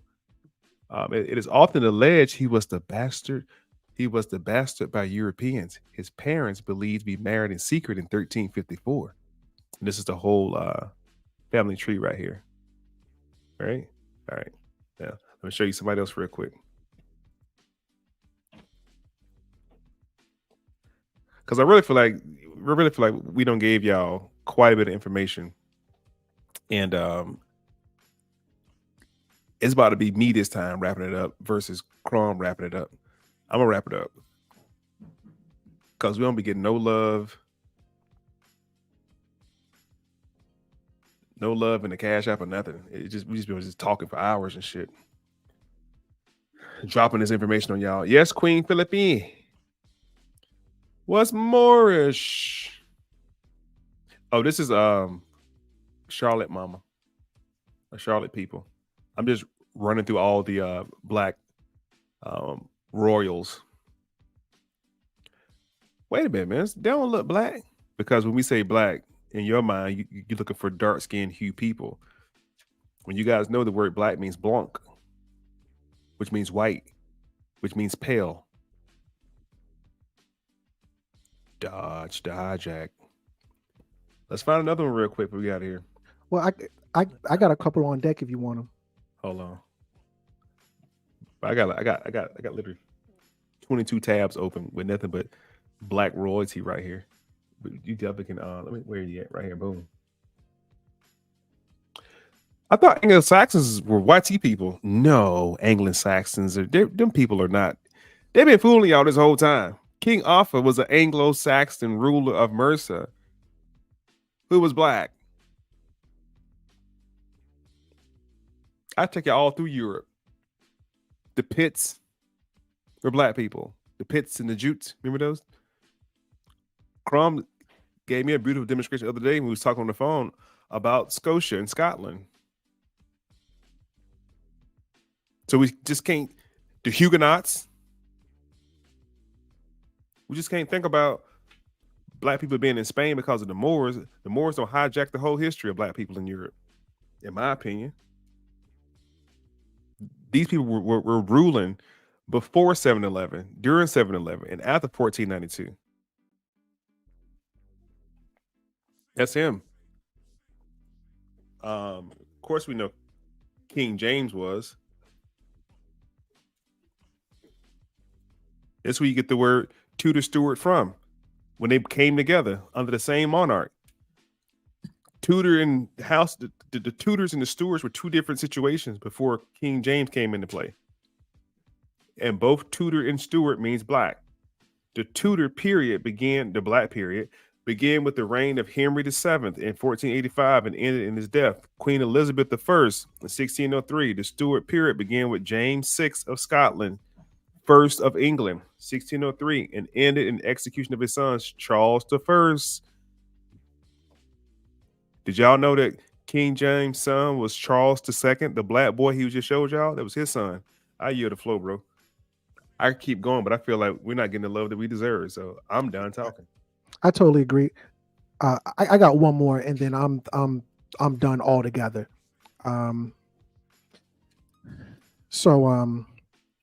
There is a website called rejectedprincesses.com. Feel free to go over there at any point in time and check this stuff out. It's so much stuff there. It's, in terms of rejected princesses, it's too much. But I'll just go over one. Her name is Agnes. Remember, when you're dealing with these Scottish people, the original word is Angus. Angus, the root word of Angus is negus. Press 777 if you never heard that before. The root word of Angus is negus. Press 777 if you've never heard that before. So now the female version of Angus is Agnes. I'm not going to stop harping on those words. I'm not.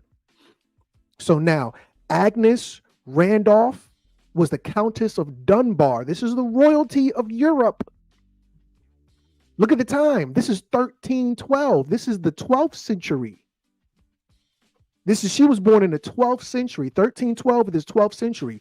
Known, what did they call her? Black Agnes. Go to rejectedprincesses.com. This is how they depict black. Rejectedprincesses.com is not made by white people. I'm sorry, black people. Oh, that's the Moors. That's not the Moors.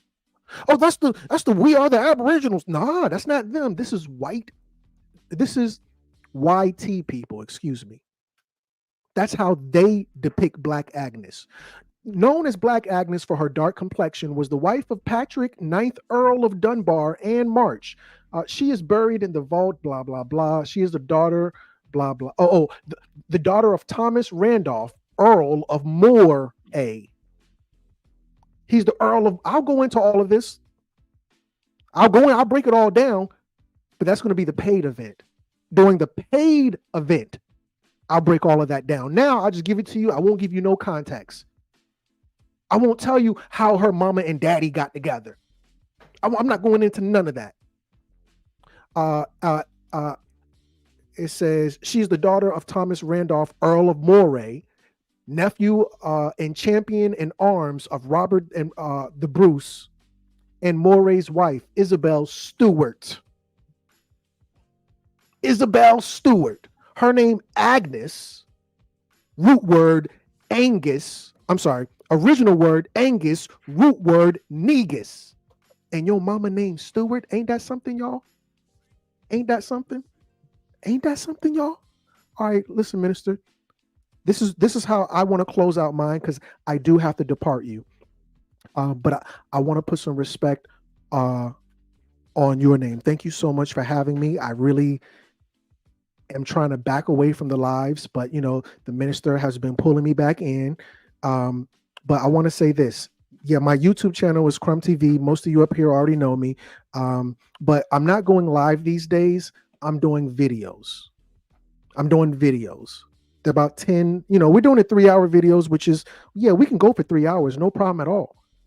But those are really good for the lives. That's not good for really watch back. People aren't going to go back and watch a 3-hour video. I totally get it. So I'm going to go back to my original bag and give you the crumbs. So in my videos tab, you're going to see these little 3, 4, 7, 8, 10, 12. They're getting shorter and shorter apparently. But these really short little edits. So be sure to check those out on Crumb TV. They're very digestible. Like this right here, this is not crumbs. This is meat. This is steak. And this ain't even a main entree. The minister ain't even gotten into his bag. I'm sorry to let y'all know the minister has not even gotten his. Oh, the minister, I saw a lot. You didn't see nothing. You didn't see nothing from the minister. We ain't even scratched the surface, man. I mean, we really did y'all an injustice for even starting the conversation without being able to go into it. This is really like a weekend seminar type shit. Yeah, totally. That's what level this is on. You know what I'm saying? But yeah, appreciate you, good brother. I'm probably about to do the same thing and depart on a good note. But I want y'all to know that there were several things that we didn't even get into. This is a site called the Mixed Royals, and I was gonna go back through Charlotte bloodline, and there's several other bloodlines that I ain't even get into, like your boy Edward. That nigga name is Edward Swarthy. It's just so many other people, man, that we could have dove into and really got with, that we didn't get a chance to really deal with. You know what I'm saying? I didn't get a chance to get to the black branch of the Portuguese royal house. There's a whole royal house. So outside of the Spanish black royal bloodline, you had the Portuguese black royal bloodline, and you had the European and the Scotland and Pitt's black royal bloodline. We ran the whole damn situation. So thank y'all for tapping in, man. Definitely appreciate y'all riding the whole entire thing. Be sure to share this. I'm gonna keep going live because I ain't quite got the technology that the Crumb got to do those videos. Okay, but when I figure it out, though, y'all stand by. You know what I'm saying? Thank y'all for rocking with me. Be sure to hit that share button, hit that like button if you want to donate. The information on the bottom of the screen right there. Hit the Cash App. Drop a $2 or $3, something in there if you feel like you was blessed today. If you got the information to get you forward. If you pay for college, pay for this. This is valuable information. I think our people need to be liberated mentally. So definitely hit the Cash App at the bottom of the screen. The Zelle down there too. Have a great and safe weekend. Happy November. We're here. We appreciate y'all, man. Until next time, y'all. Peace and love. Peace and light. Peace to the planet. Oh, one more thing. The website's still available. The website. Shoot me an email to get the website link. It's about to start getting cold. It's about to start getting cold outside. I got them hoodies on deck, man. I got the hoodies on deck. You know what I'm saying? If you don't see something of your preference, let me know what y'all want to see, man. You know what I'm saying? The hoodies are on deck. Rock with your boy, y'all. Until next time, y'all. Peace and love.